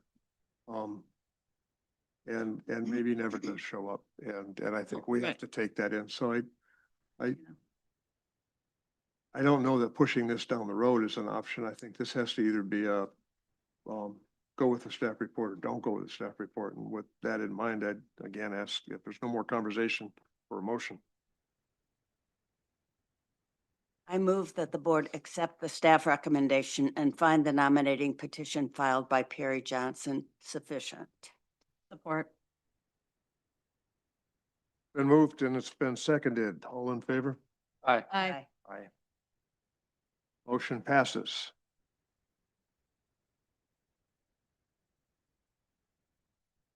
Next item on the agenda is the consideration of the sufficiency of the nominating petitions submitted by Ralph Rebrandt for the office of governor.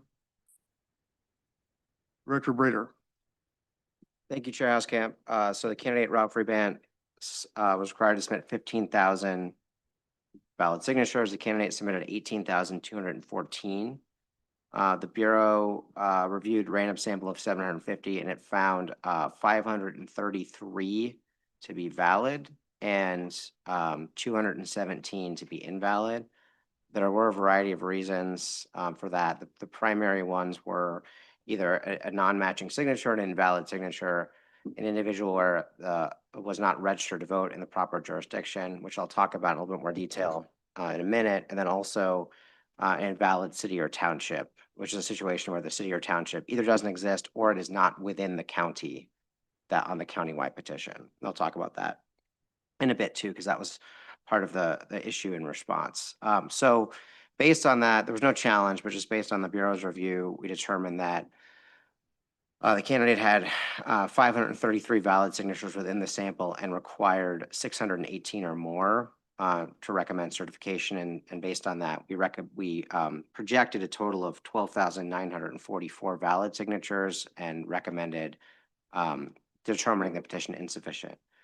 One of the issues here for the candidate was that because there were only 18,214 signatures reviewed, it was a pretty steep requirement that the candidate needed a pretty high validity rate, 618 or more. It is doable. I think there were other candidates that did have 618 or more within 750, but the candidate really didn't have a lot of wiggle room. So with this validity rate, if the candidate had submitted, say, 25 or 30,000, that probably would have resulted in a sufficient number of valid signatures based on this validity rate. But because of the numbers submitted and then also the issues that we identified, we recommended not certifying. We did get a response from the campaign timely, more than 48 hours before the meeting, that was raising a few different issues. So the candidate would have needed at least 85 more valid signatures within the sample than we found. So they would have needed 618. We found 533. And the campaign submitted a response, which I'm sure they'll talk about, in which they identified more than 100. I think that they thought should have been, was it more than 100? Was 95? So somewhere around 95 more that they thought should have been included. And if all those were actually valid, that would have taken them over the 618 threshold.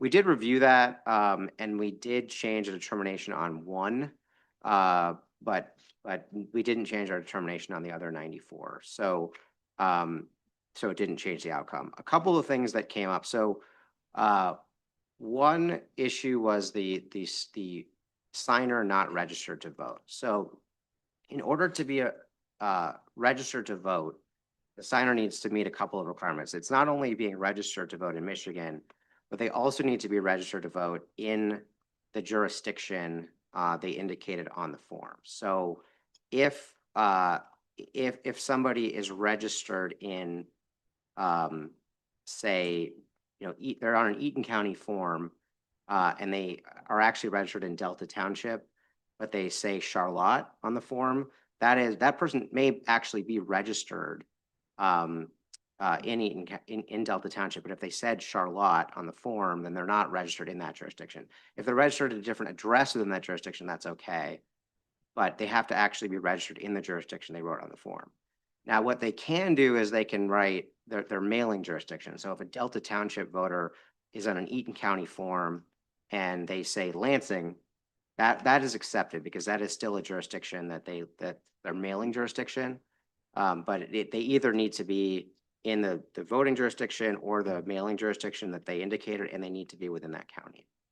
So those would be instances where somebody could be registered to vote in Michigan, but not be registered to vote for purposes of our review as required by the election law. The other issue that can come up is a voter is registered where they say they are on the form, but they sign a petition from a different county. So the same Delta Township voters say if they're registered in Delta Township, they put Delta Township on their form, but they sign an Oakland County petition, that is considered an invalid city because it's not within Oakland County. So even though the voters register to vote, even though that city or township exists, it's not, they didn't sign the countywide form for the county where they're a resident. So those are the main issues that were raised. Now, one thing that we did identify was that we did use the wrong code for some of those. So there were some of those ones where an individual put their proper city or township, signed in the wrong county form, and those are coded as OD or out of district. That's not the right code to use in that situation. That's the code that's used if somebody is like running for US House and the person doesn't live within the legislative district. The code that should have been used there was invalid city. But when we reviewed it, we still determined that it was an invalid signature, just the coding was improper initially. And that was, I think, about 16 that we found should have been coded differently. And then the final issue, there were a couple other issues like date issues, circulator issues that we reviewed but determined that they were not valid. Then there were, I think, 31 more signatures in which the campaign was requesting that the signatures be sent to local jurisdictions to review the signatures. That's not the process that the board follows and the Bureau follows on behalf of the board. We review the signatures on behalf of the board based on the qualified voter file. In situations where local county jurisdictions, for example, are reviewing petitions, they're also using the qualified voter file, so they'd be using the same signature we would. But in any case, that's done by staff. But even if for all 31 of those were found to be valid, based on the other ones I described, the candidate would still be short of the 618. So ultimately, that doesn't really determine the issue in either way. So we still recommend not certifying based on a review of the response. Thank you, Director Prater. We have a couple folks that would like to speak to us. Reverend Rebrandt, would you like to come up first? Or are you coming up together? Oh, I'm sorry. Okay. So, Mr. Rebrandt, you are not an attorney, so I will have to swear you in. I've been sworn in as a police chaplain 35 years ago, if that qualifies. Does that qualify? No. Whatever, I'll do it again. I represent God anyway. All right, sir. If you raise your right hand, do you solemnly swear that the testimony you are about to give will be the truth, the whole truth, and nothing but the truth? So help you God. Yes, sir. Thank you. You both state your names and spell them for the clerk. Ralph Rebant. RALPH REBANDT.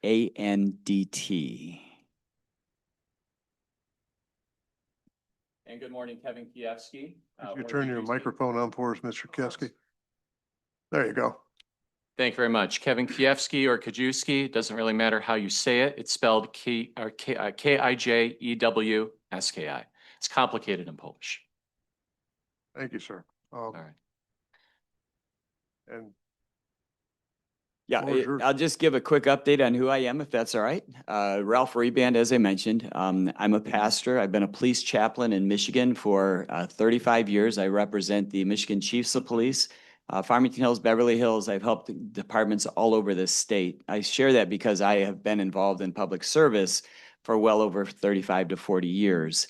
I've done that not only as a public servant ministering to needs of people in some of the most difficult times of their lives as a police chaplain, but also as a pastor. We cared for Democrats and Republicans alike, independents, when they came to our church asking for help. We didn't ask what political party they belonged to. And I share that with you because we have a lot of friends and contacts in Detroit. And one of the reasons I share that is because some of the invalid signatures are coming out of Detroit. And I just wanted you to know that that's where my heart is. If you were to look at, I guess it'd be Google, and go back about 15 years, you'd see that our church was actually looking to open up a clinic in Detroit to minister to the needs of our brothers and sisters there.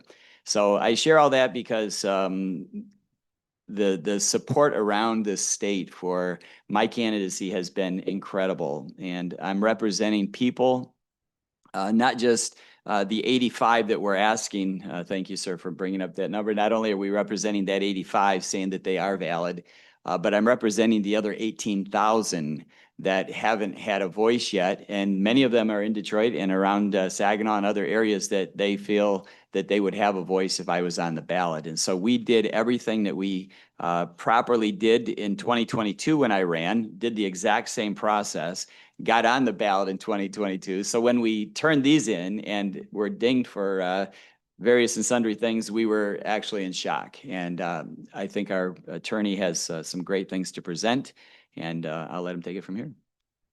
Thank you very much, Reverend. So again, my name is Kevin Kiewski. If you want to say it the Polish way, an attorney representing my client right over here. My P number is P74153. And I'm not going to go through all the numbers. We had roughly just over 18,200 signatures that my client was able to go ahead and turn in. And again, the minimum, as we all know, we heard this time and time again today, is 15,000. And I want to be very fair to your staff about this whole aspect of what I'm going to be talking about. I am not, for the purposes of today, going to be challenging the methodology, nor am I going to be challenging the whole statistical process.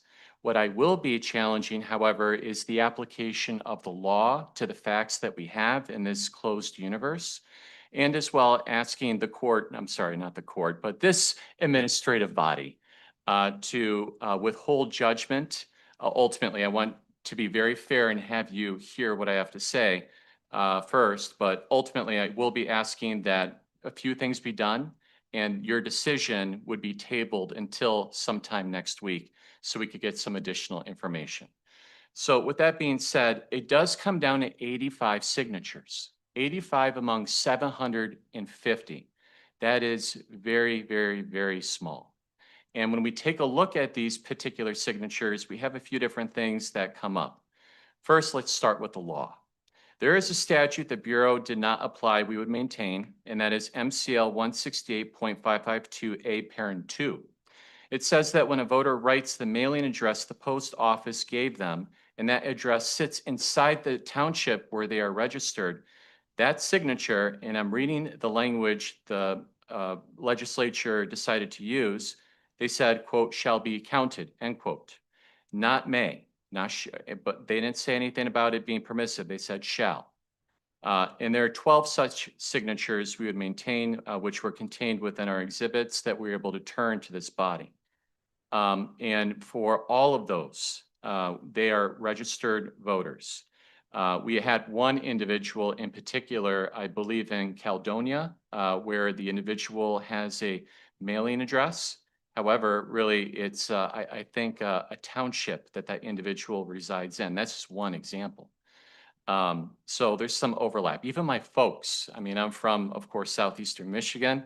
They live in Shelby Township, but sometimes it comes up as Utica for their mailing address, right? So we have those people. We have that bucket. And then there are doubtful signatures. The ones that staff, and again, I'm not casting any, aspersions or judgment, but the ones that staff set aside because the signature did not seem to match, or a voter perhaps had moved. But the comparison the law calls for is against the registration card, ultimately is the gold standard. And that comparison, even though you may, not that you shall, but you may do that, that gold standard still has not been met. If we had a situation to kind of wrap this up, because I can be a little bit verbose being an attorney, looking at the situation, if we had hundreds and hundreds or thousands of invalid purported signatures, I would advise him, don't even come up today. Don't even be here today. But what I am asking this board ultimately is when we take a look at, I think it was like 94 or 95 that we brought up, about 1/3 of those, roughly, those would be ones we would be asking this court or this administrative proceeding to evaluate and to approve later on based upon law that we were able to articulate. And then the roughly other 2/3 would be asking this particular board to refer to the local clerks. I mean, it's one thing if you have a signature. I even signed a petition myself in the city of Birmingham the other day, okay? While I was there at the fair with my kid and my wife.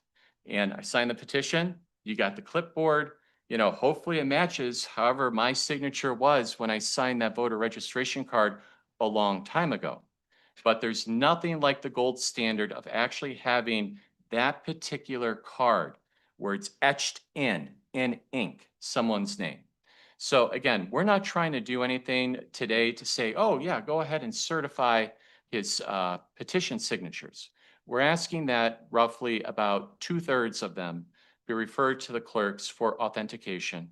And when it comes to the other 1/3, that those particular ones, especially when it comes to individuals that have that overlap when it comes to the address situation I described, that they be approved. I know you have a lot of different things on the agenda today. I know I ran over my 5 minutes, so I welcome the board's questions. Thank you both. Open to questions. Ms. Cummings? Not at the moment. Okay. Vice Chair? I just want to say that 85 out of 750 is not small. It's very substantial. It's a large percentage of the samples. So, I mean, I'm sorry, I didn't yeah. mean to interrupt. So, But if I may reply, I mean, that's roughly about 4% of 750.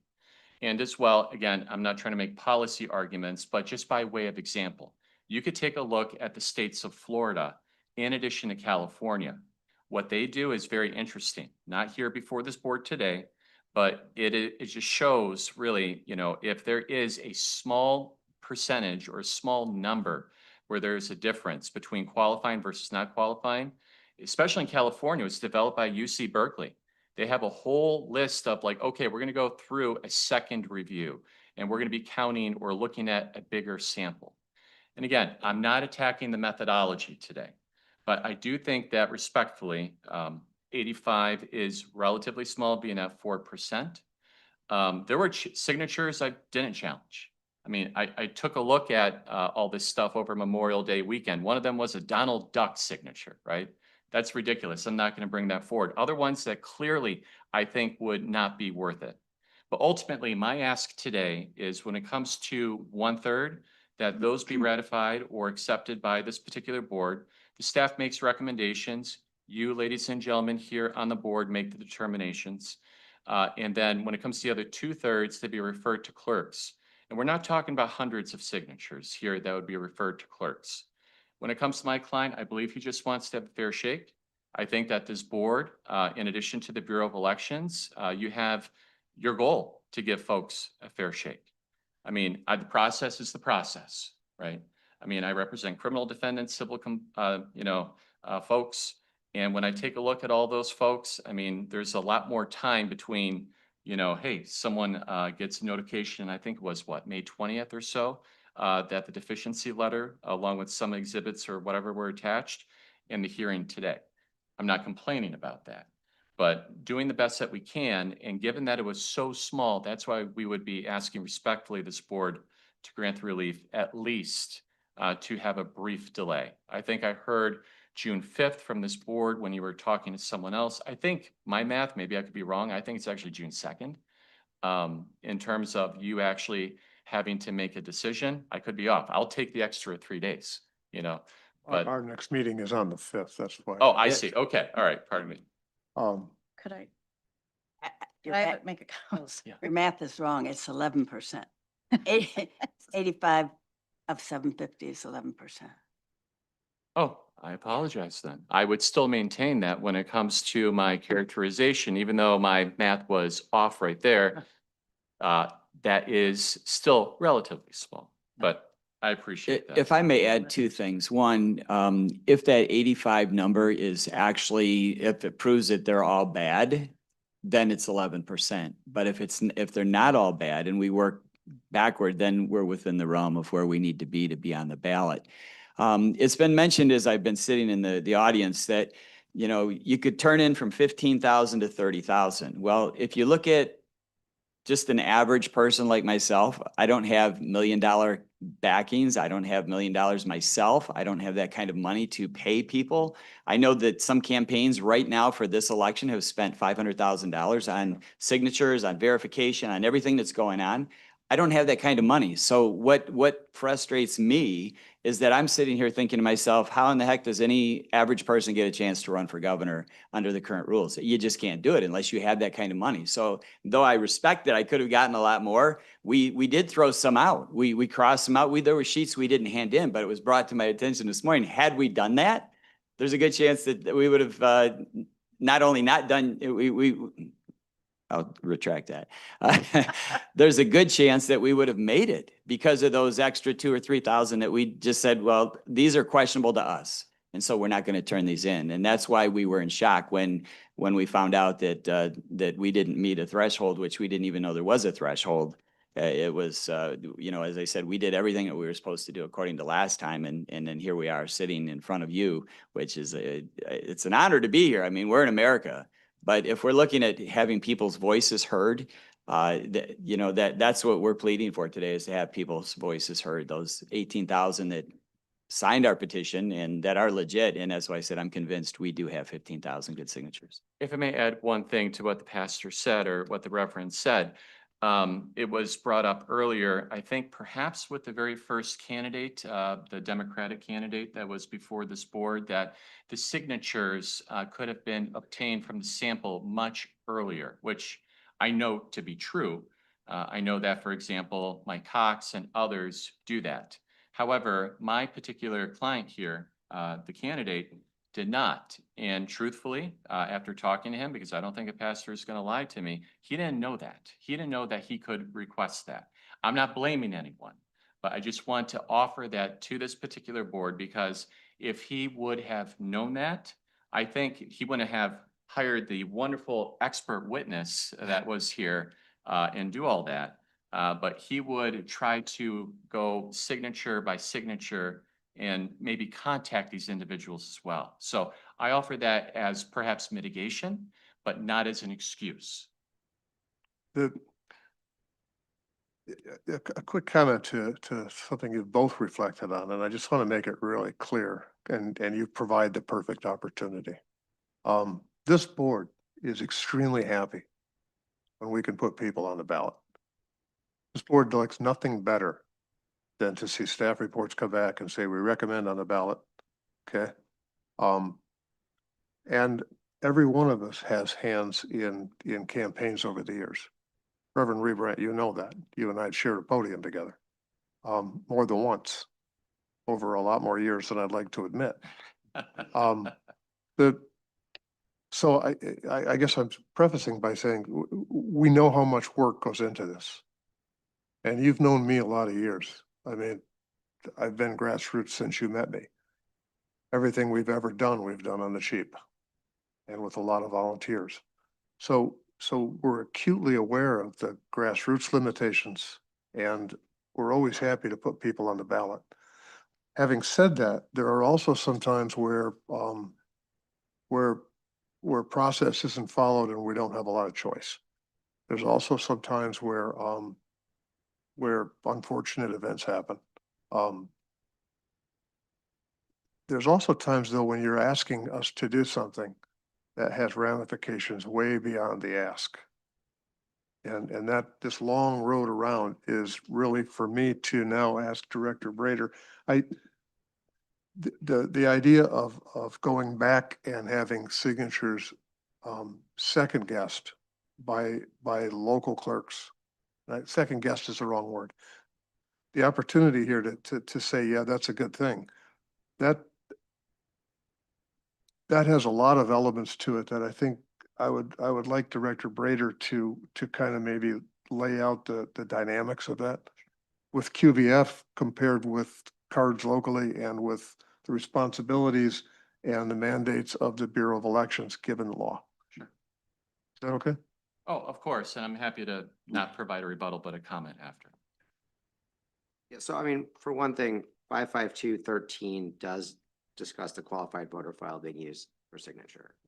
I'll also say that when individuals do register, for example, through a paper form with a clerk, that paper ink signature is then scanned into qualified voter file. So it's the same signature image. I mean, I acknowledge there's a difference, as we talked about, between scanned signatures and the originals, but it's the same signature. And when clerks review these things, they're also looking at the QVF signature.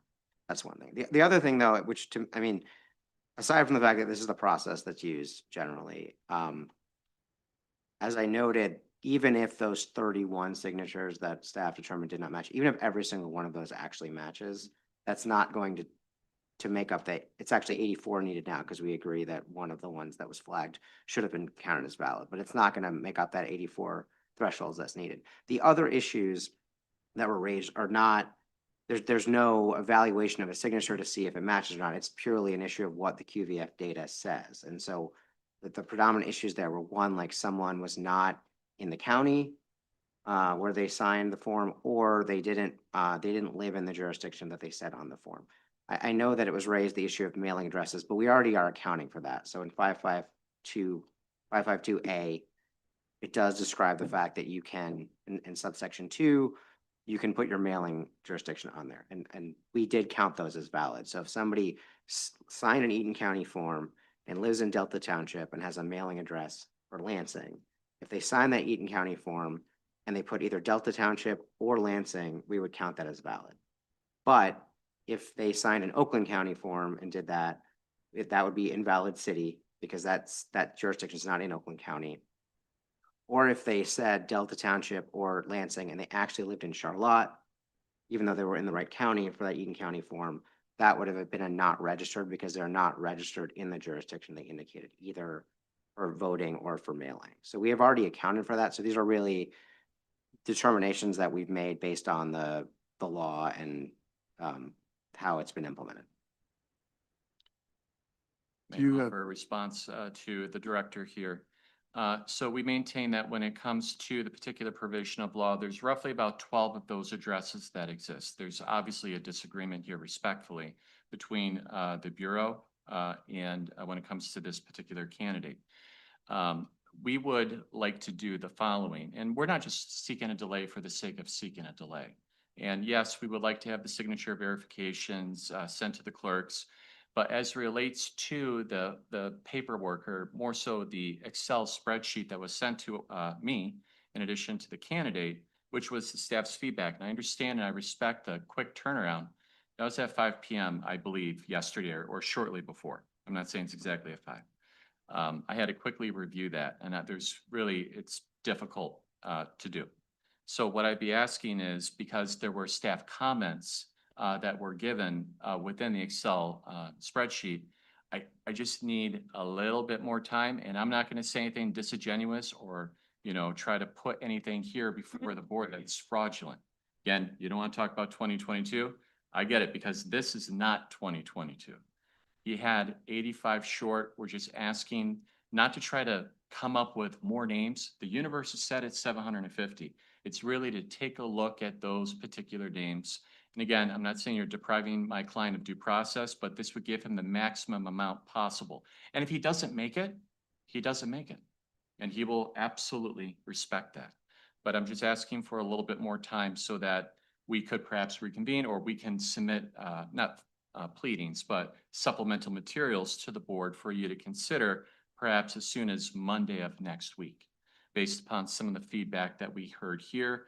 And, if you have a meeting, I think you said on the 5th of June, we're happy to come here to talk about those submissions.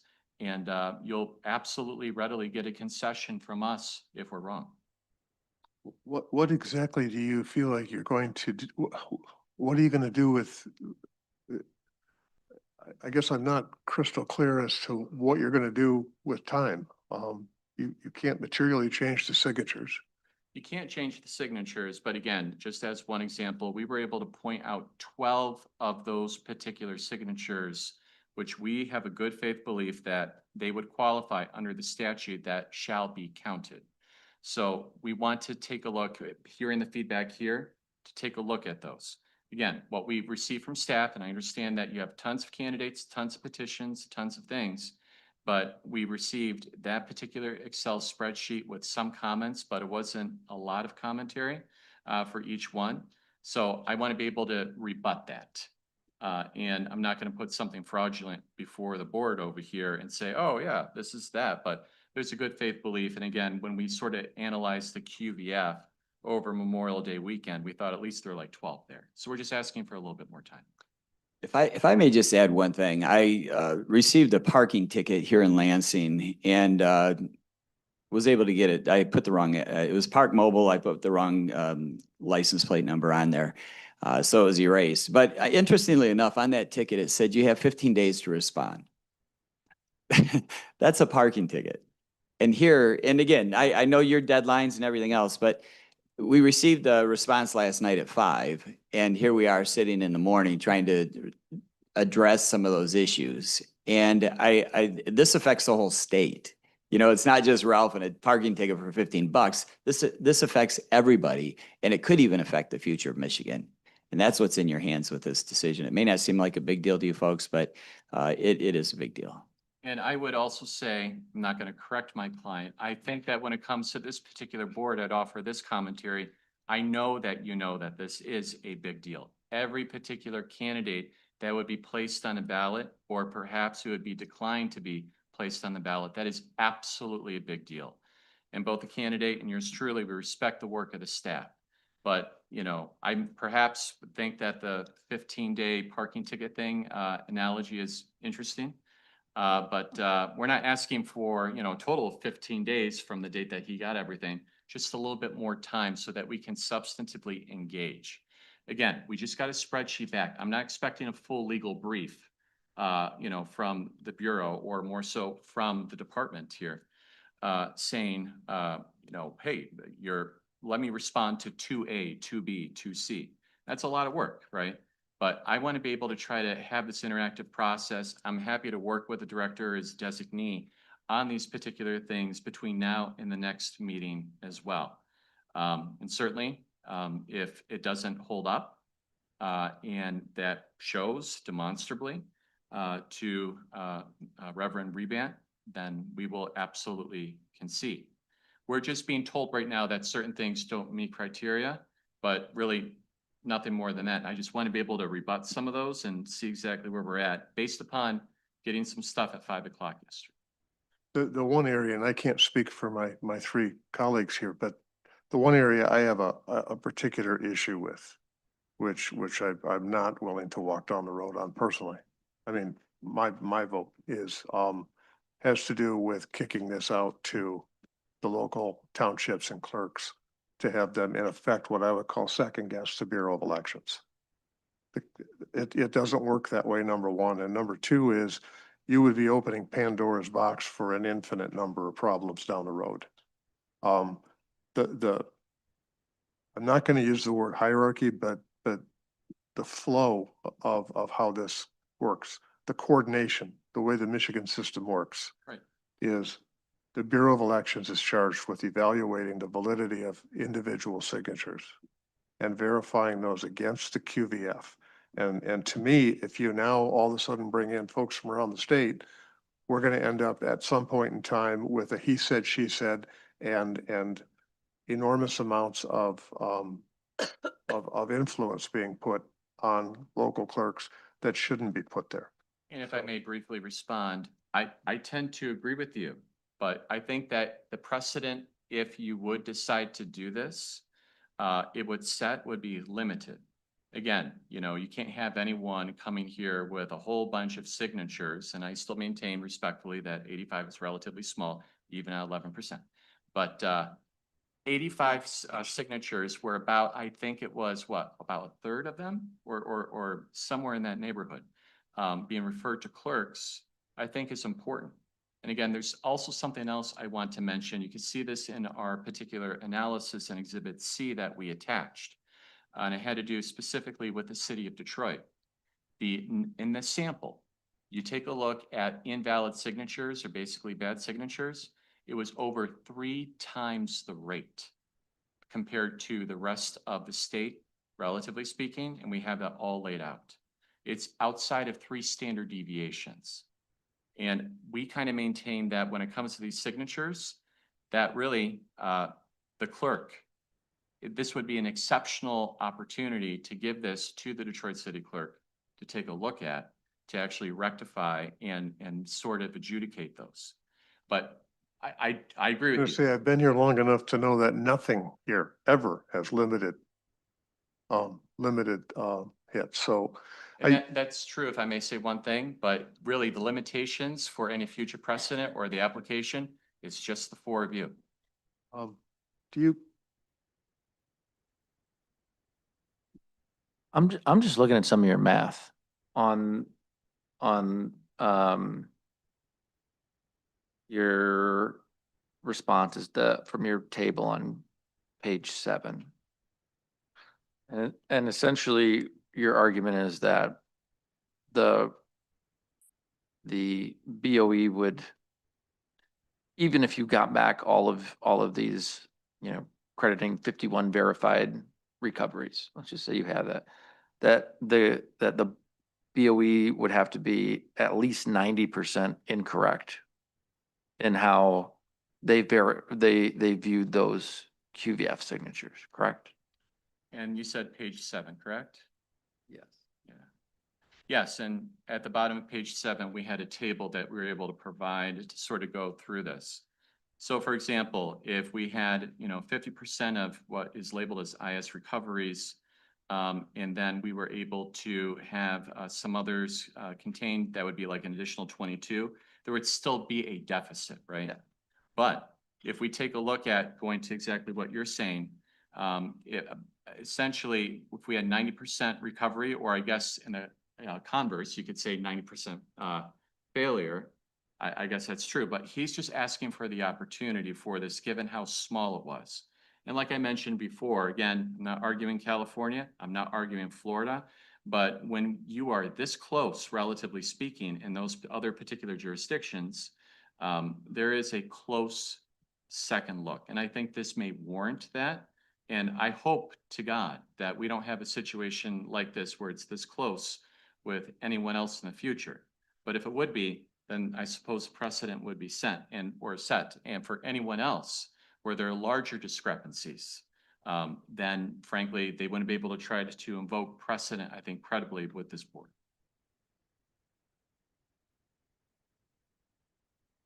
Did that answer your question? Did.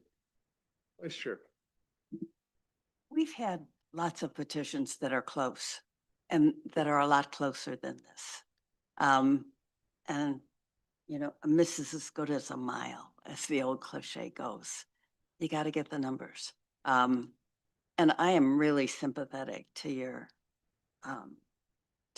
point that you don't have the millions of dollars or the $500,000, whatever is being spent to secure these signatures. And I appreciate what a significant effort has been undertaken here. And I'm really sympathetic to your working in Detroit because that's where I live. And I know actually that, I have a Detroit address, but a Highland Park post office, so that mail comes to me in Highland Park, which is, very odd. So I understand that, but we have to make a decision. And I think that the sending signatures back to a local clerk is something that is in the election law from way before the QVF. I know I've practiced election law for more years than anybody here, and that was the case. So it's pre-QVF. And as Director Brader says, you send it back to the clerk and they're looking at the same thing. If I may briefly respond, I believe you are correct. That particular provision where it was discretional, the board may refer to the clerks for verification, does predate the QVF. However, the legislature has not changed that particular statute or that provision. And I think that this is an exceptional case. And again, I know that we, 4% coming to 11, and I'm so glad you corrected me on the math. I apologize. You're not. I'm embarrassed because I used to be an economics teacher and I was like, boom. But the reason why I thought that was something else. I had some other numbers in my head I was looking at. But I think this is an exceptional circumstance to actually do this, especially given in the city of Detroit, that gross disparity, we can figure out exactly what's going on. I mean, again, people, they can sign perhaps on a, a clipboard, whatever else. It may look completely different. They're rushed. I mean, again, I tried to be as legible as I could when I signed in Birmingham, but I had a 3-year-old that was trying to tug me to go away. Who knows what could happen, right? But that's why we're asking that to happen. And perhaps this would also give us some additional time. Again, Pastor Rebant or Reverend here did not, because again, he didn't know, could request those signatures. And I was just recently retained. I'm not like campaign counsel just for this particular issue. I am.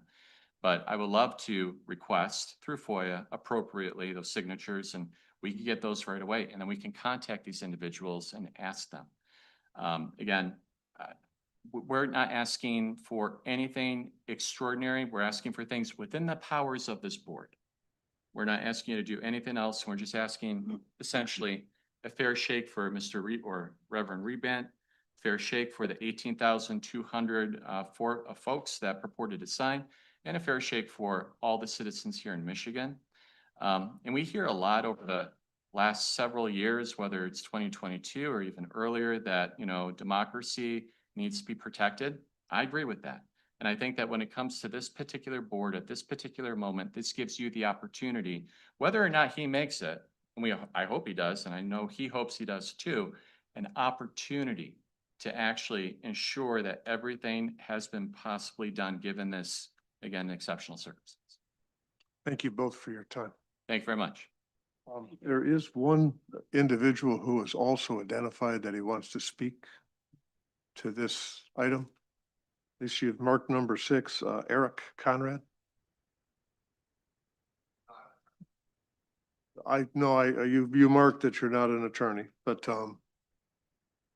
so as a general public comment, we've got to do 2 things. First of all, if you would let me swear you in, if you would raise your right hand.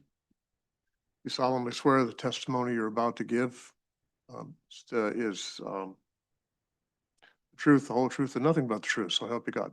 I do. All right, sir, if you would state your name and you would spell your name for the clerk, and you I have, think this is 3 on, minutes. correct? I'm sorry, This is on, correct? you're on. My 3 name minutes. is Eric Conrad, ERICCONRAD.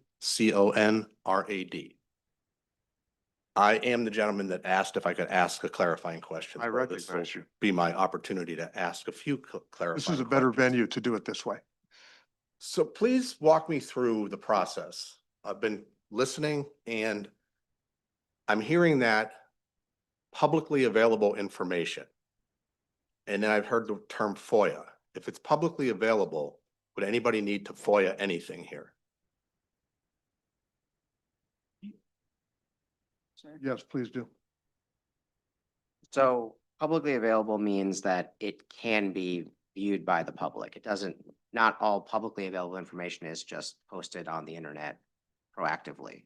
But when candidates file nominating petitions, all the sheets that they file with the Bureau are publicly available. So as soon as we have processed them and they're available, people can request through FOIA a copy of those sheets. Okay, so to clarify, publicly available, if you want to see it, FOIA it. Correct. Okay, thank you. The sampling process. If we just do a little bit of math, I don't know how many signatures are on a page, but it's probably about 20. Is that fair? 10 to a page maximum. 10 to a page? So if we got 20,000 signatures, if a person has 20,000 signatures, and there's 10 on a page, that's 2,000 pages, correct? I mean, we're not gonna have Kevin do the math, but Where are we going? it's 2,000 pages, correct? You want me to? Well, yeah. We continue to, okay. So it really varies. I mean, the sheets typically have 10 lines. You can have longer ones or shorter ones, but 10 is typical. But people don't, I mean, when people are going around collecting signatures, they don't typically, usually don't have a full sheet of 10. So we get anywhere from 1 to 10 per sheet. Okay, thank you. So 2,000 probably be a low number, so probably more than 2,000. Please explain the random sampling process and on average, how many signatures from a random sampling process would one expect? Would one expect for there to be 2, 3, 4, 5 on a single page? The random sampling process, the random sampling program that the board approved through a public process following the 2022 election, which was done with consulting an expert, and also we got, as the board knows, other expert feedback on it. The program knows if there's like a blank that's picked up on a sheet, it skips that and goes until it catches a signature. So it's basically looking for signatures on all the sheets and going randomly across all the sheets until it gets a signature, and then repeating that process 750 times until we have 750 signatures that are pulled randomly. So it does, I mean, you could have 2 from one sheet, 3 from one sheet that randomly get picked, or you could have 0 from one sheet. It's just a totally random selection of the signatures, irrespective of how many signatures there are on each sheet.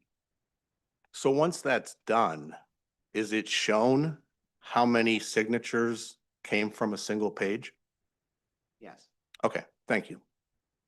And I guess one more question.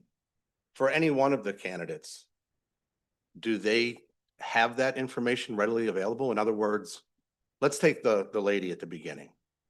Does she know that of her 750, 7 came from one page, 6 came from another page, 3 came from a third page, and 0 came from 57 other pages? Yes, if she requests the sample, boy, she can see that. All the samples. And that's a quick request? We provide it within 24 to 48 hours. All right, thank you. Thank you for your comments.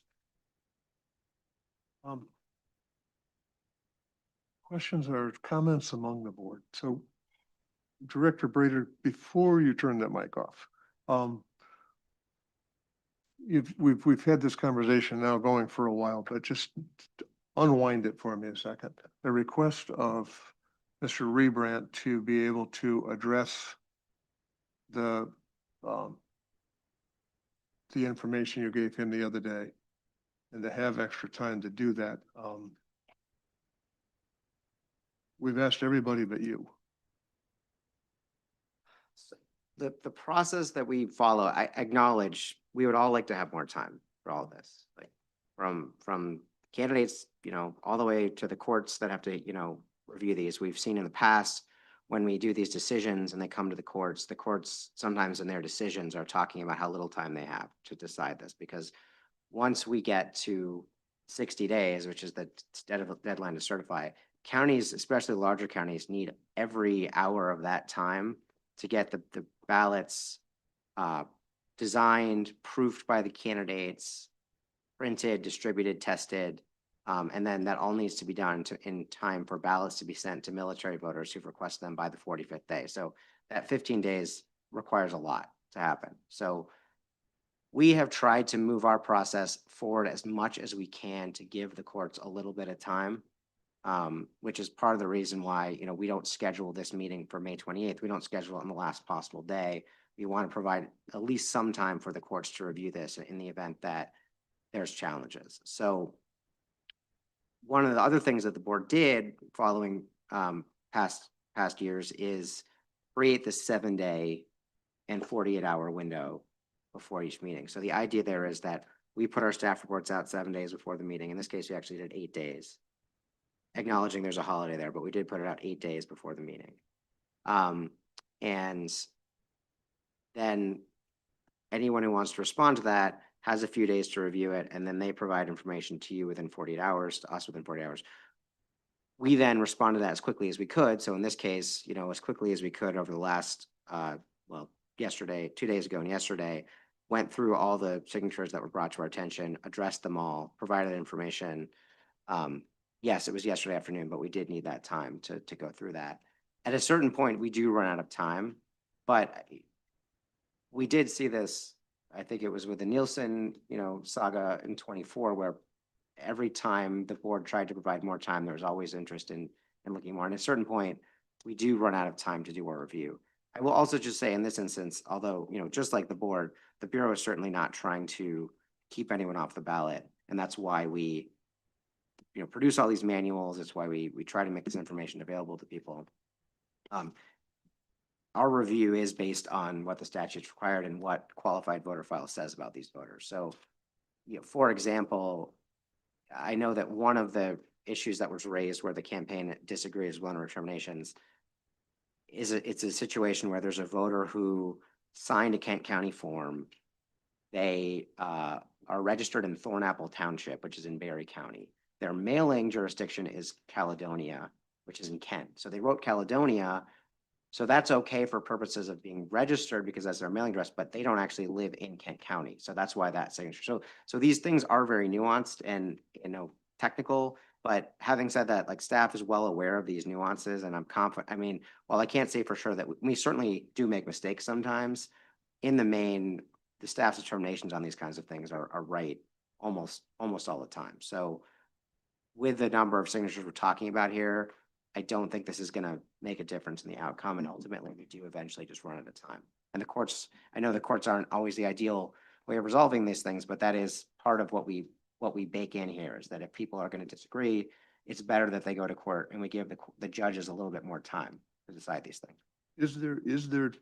Is there time still left here? What is the hard drop? Well, I think it is correct that the 2nd of June? second is when the board's supposed to decide, right? No.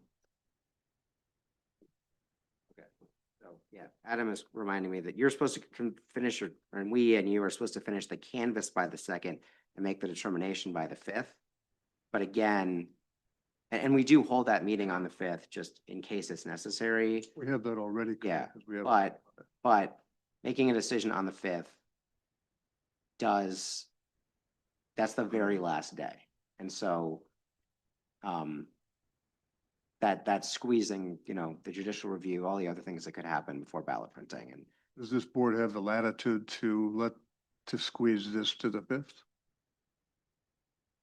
legally, yes. Legally?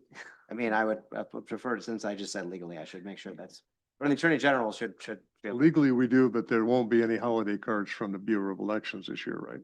Well, it's not really about us. It's I know, about, I it's know. about the local election officials ultimately. But I mean, does anyone want, since legally, I believe they can go to the 5th. Are we putting an undue burden on the local election officials, with this conversation? Not back to me. So sorry. I mean, it is limiting, it's creating uncertainty, additional uncertainty in terms of who's going to be on the ballot, especially because it's a statewide office. So that's why we try to get this done as early as we can.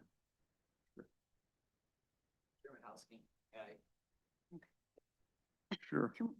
I'll address you. If you give me the floor, I'll talk. I'm sorry? I didn't hear you. I said, if you give me the floor, I'll talk. I only have comment. I'm not sure there's anything to add. I think at this point in time, this is a conversation that we have heard everything that both of you guys have said. I guess I'm trying to figure out where the line is here. And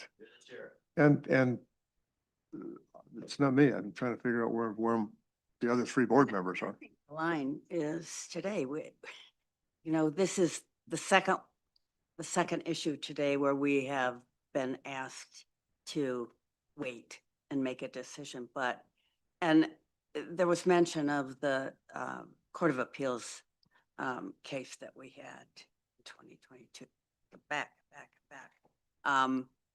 with, but wait, we've got No, this, right. we've got this. And certainly sending it back to local clerks, I think would be a big mistake.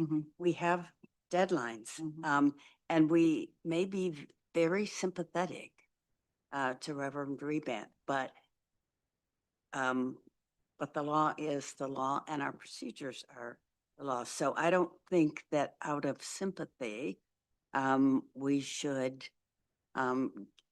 say that the procedures that we follow for everybody else, we're not going to follow for him. Well, and my argument is not out of sympathy. I want to be careful there. This is not a sympathy argument.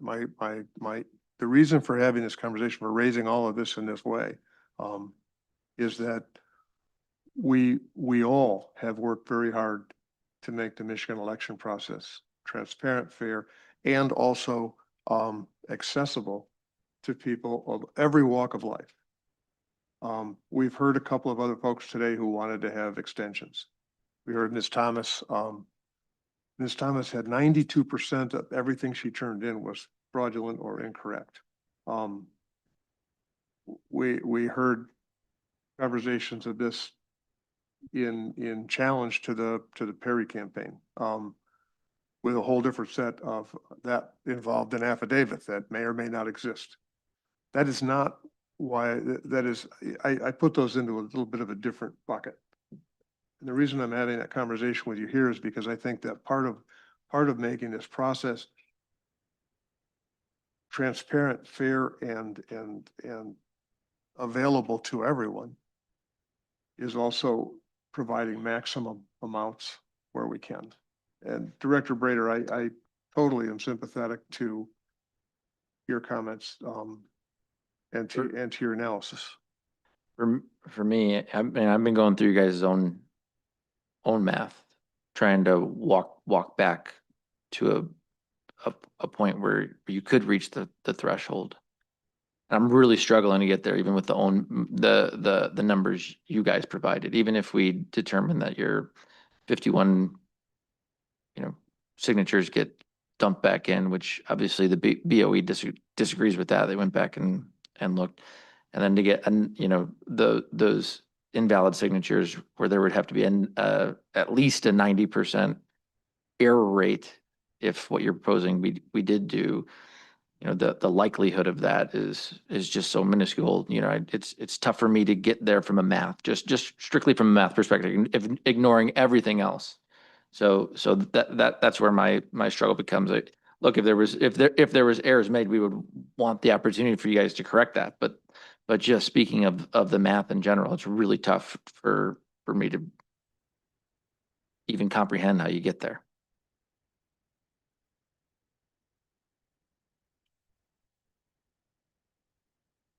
That's all the conversation on the table. Director Rader, do you have anything to add? No. We ready for motion? I think we're ready for a motion. I move that the board accept the staff recommendation and find the nominating petition filed by Ralph Rebant insufficient. Second. And moved and seconded. All in favor? Aye. Aye.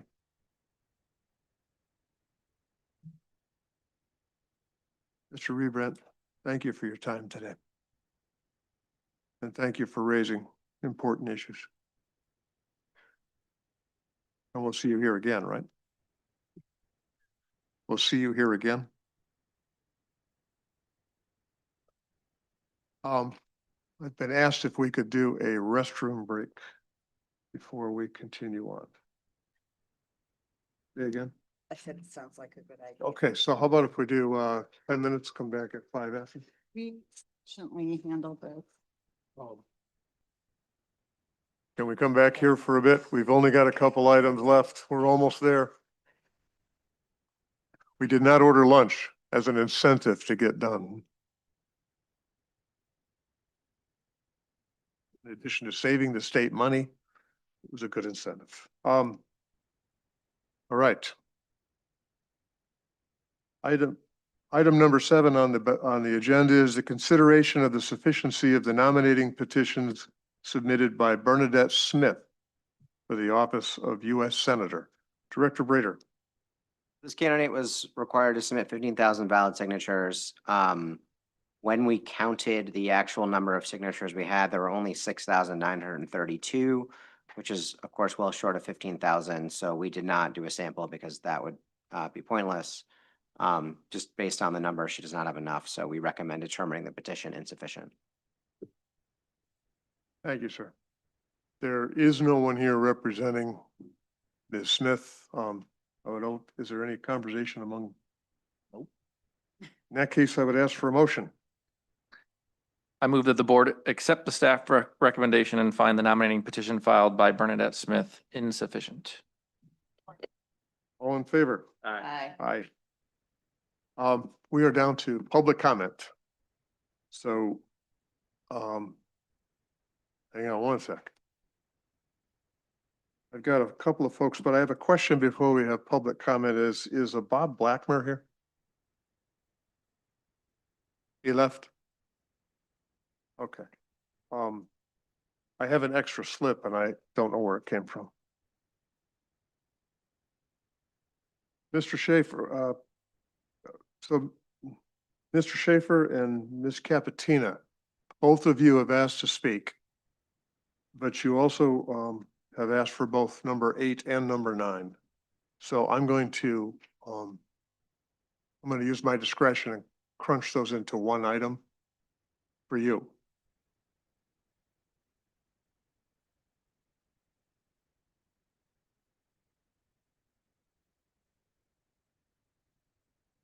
Okay, so you really want to talk about new business, don't you? Other business?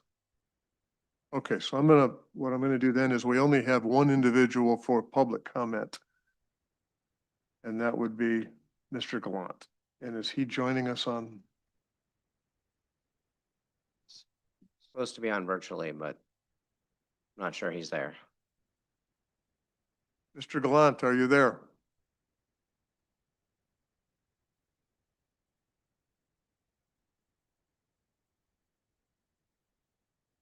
Okay. In that case, we will move on to item 9 on the agenda, other business as presented to the board. Ms. Capatina and Mr. Schaefer, you're welcome to come and speak.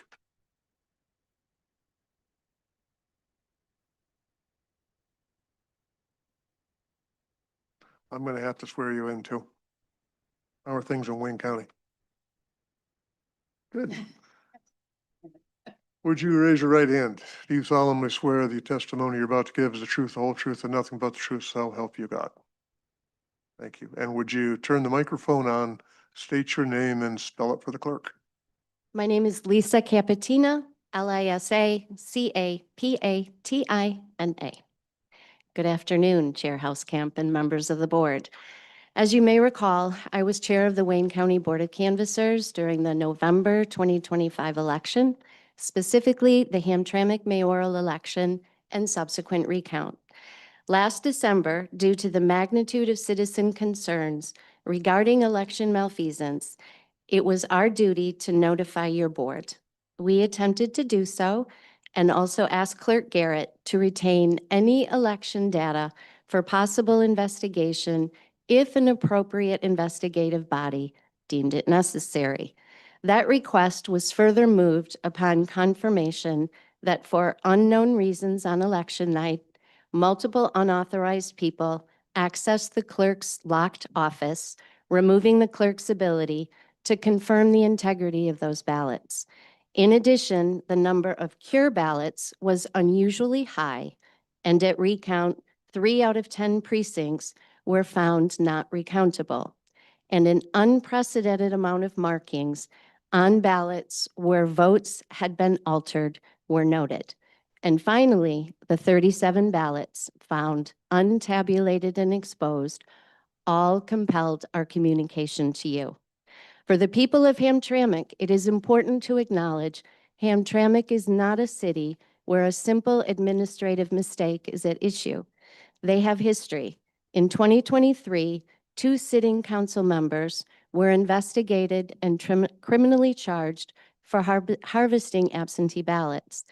The Hamtramck clerk was public in her discourse regarding malfeasance long before the mayoral election and later terminated. And the 37 absentee ballot suit continues in the court where chain of custody, a critical safeguard in our election administration, is being reviewed, and its precedent in protecting the purity of our elections appears challenged. In February, Director Braver did confirm an ongoing investigation and an update to be provided at a future meeting. With all due respect, I understand the wheels of justice are slow, but it has been over 5 months since that election. Absentee ballots will be mailed within the next 5 weeks, and the people of Hamtramck will be asked to trust the process, again serve, and vote in 2 very consequential elections. As a canvasser, My role is not to investigate. The only process I am to follow is to notify your board. However, as a fellow citizen, I am confused as to how we make others in our electorate feel confident in the process if it takes months and/or years to address the malfeasance concerns, for which there is significant ramifications beyond that election. Under the circumstances, any update to provide assurance there is accountability in this process would enhance my ability to also serve our electorate. Again, thank you for the opportunity to continue this discussion and educate on process. Thank you. You stay for questions. Mhm. Director Brader, is there an update on that issue? Well, the Bureau of Elections has done what we can do at this point. We've spoken to the acting clerk, deputy clerk, I'm not sure what their exact title is, about some of the practice issues, including physical security layout at the clerk's office, to ensure that only authorized personnel can access materials. We've also, we did refer the case as previously described for investigation. We cannot access the ballots still. They're still subject to litigation. The court, last I heard, a court had ruled that the board's decision, the board had deadlocked and determined not to count the ballots. The latest I heard was that the court had said, the court really said they actually should have counted the ballots, but that's still under litigation. So in any case, we can't actually touch those right now. So that's where we have, I mean, our focus right now is on the things that we can control, which is working with the clerk's office to improve the procedures going forward. As far as the criminal investigation, that's not with the Bureau of Elections. Criminal investigation would be outside of your province, but you're taking steps. If I'm hearing you correctly, you're working with them. Will that have a bearing on the election coming up? Yes, it should. I mean, they should administer the August election such that only authorized personnel have access to election materials, which is one of the issues that cropped up. They should certainly have improved their procedures so that there are not ballots that are going untabulated. Absentee ballots are going untabulated. There's also criminal investigation with respect to allegations that individuals, non-election officials mishandled absentee ballots or forged signatures or things like that. Those are criminal matters that we're talking about investigation of members of the public, candidates, et cetera. That would not be within the purview of the Bureau of Elections. We refer that for criminal investigation, which we've done. Thank you, sir. Yes. Is there, you said that the clerk's office in Hamtramck has been trained on the proper procedures and are going to be doing such and such. Is there going to be anybody monitoring to ensure that that happens? Well, I mean, first of all, it is, a public process, so anybody can view the absent voter counting board process, but I expect that we will have someone there. We haven't worked out that exact detail, but I expect that we'll have somebody there. Will you coordinate that somebody there with Ms. Capatina and her group? Well, I mean, we can. I'm not sure that's a fair question. So, I mean, we primarily work with local election officials, so we'll certainly coordinate with the clerk. And I mean, it's a public place, so anybody who wants to come to the county board is welcome to do so.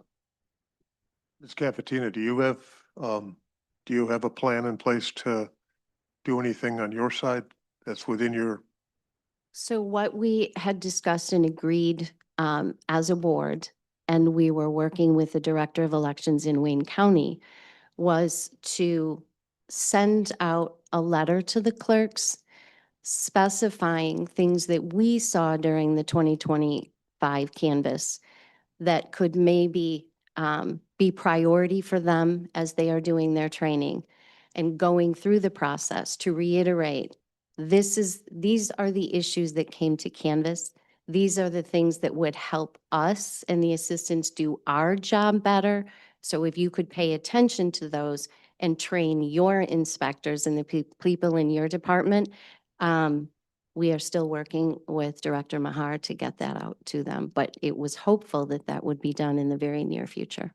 Would you share that with the Bureau of Elections and with us when you get it? Okay, yep. Yep, it's already been drafted. We're just waiting for final approval. Perfect. Any other questions? Yeah.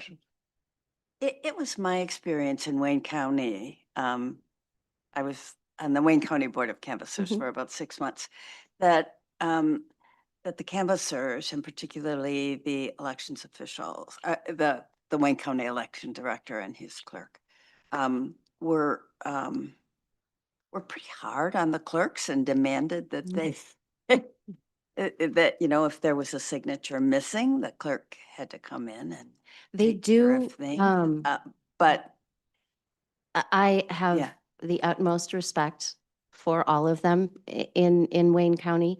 And did they as well. do try a lot to move the process along and hold them accountable. But because there is so much turnover in clerks and new clerks, you continue to try and train, but there can be gaps in that transition. And apparently there are a number of new clerks in Wayne County that will be handling this election coming up. So we can do our best, but that also is subject to a lot of issues going on within the different municipalities. And we're here all the way through the process if you want to come and chat with us. Thank you. It's always good to Appreciate see that. you and Mr. Shaper. Thank you. Thank you. Have a good day. Is there anything else to come before the board? Or you still want a separate time? I'm sorry. I misunderstood that completely. You Out of thought you were state, sir. speaking on his behalf? I thought they were, yes, forgive me. A twosome. If you would raise your right hand, sir. You solemnly swear that the testimony you're about to give is the truth, the whole truth, and nothing but the truth, so help you God. I do. And state your name and spell it for the clerk after you turn the mic on. There you go. Yes, my name is Jeff Shaper, Jeff Schaepe, P as in Peter, ER. Hello, today I am more impressed with this board and appreciative of the careful and respectful way and very thorough method that you conduct your duties. Now, in March, I brought forth a concern about the Only Citizens Vote petition being slow walked and potentially not being on the November ballot. That was because the petition was in hand and not being processed. But as explained in the meeting, the petition would be processed after the candidates' petitions were processed, and truly that is the case. I thank the board and the Bureau for fulfilling the process and are currently doing the petition. I want to acknowledge this, and I stand suitably chastised. We do look forward to the Bureau report out of the refreshed election machines RFP and the successful vendor quotes. It is our hope that one of the vendors utilizes open source software. Now, in my professional career, I was a continuous improvement practitioner, and I'm seeing something here in the communication process that could use some improvement. Now with what Hamtramck, sending the information in this affidavit, it seems like people are confused on how to send information to you. And I think, and I would recommend that a process flow chart be created and published that there were people who would know how to send information to you and what information would be suitable. I think that would help a lot with clearing up some of the confusion that we witnessed today. And that is all that I have to say at the moment. Are you willing to volunteer your time and create a draft? Yeah, if someone would sit down with me, yes, it's very simple. You just write a process flow and a little guidance. Director Brader, Yes. am I coloring outside the lines here? Yes. Yes. Okay. I mean, we could certainly talk, I think we would all benefit from optimized communication. We're happy to talk about any issues there. It is your area of expertise, as I understand. Yes, it's one of the things I've done as in my professional career in automotive and in the defense industry. All right, sir. Yeah. Always nice to, And then I can see also you've worked there and say, okay, someone's coming with a problem. So you say, good, you will fix it for me. Thank you. So volunteered myself for more work. Always a good thing. And, Yes. thanks for coming and nice to leave the note on a high note and, yeah. Have a good day, sir. Do we have anything else before the board? Real quick.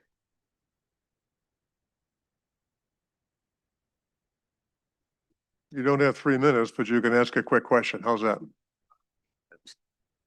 Oh, no problem. I comment.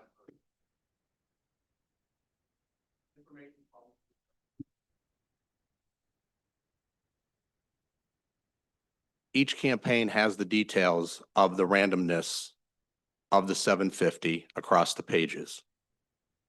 That's all publicly available information. So my question is, does an individual need to FOIA that information? Or since the candidates already have it, it's publicly available and it can be obtained from the candidates? Director Brader, I'm going to defer that to you. They want it, I mean, they could share it with people, but it's a public document, so. Okay, thank you. Good day. If nothing else, we are adjourned.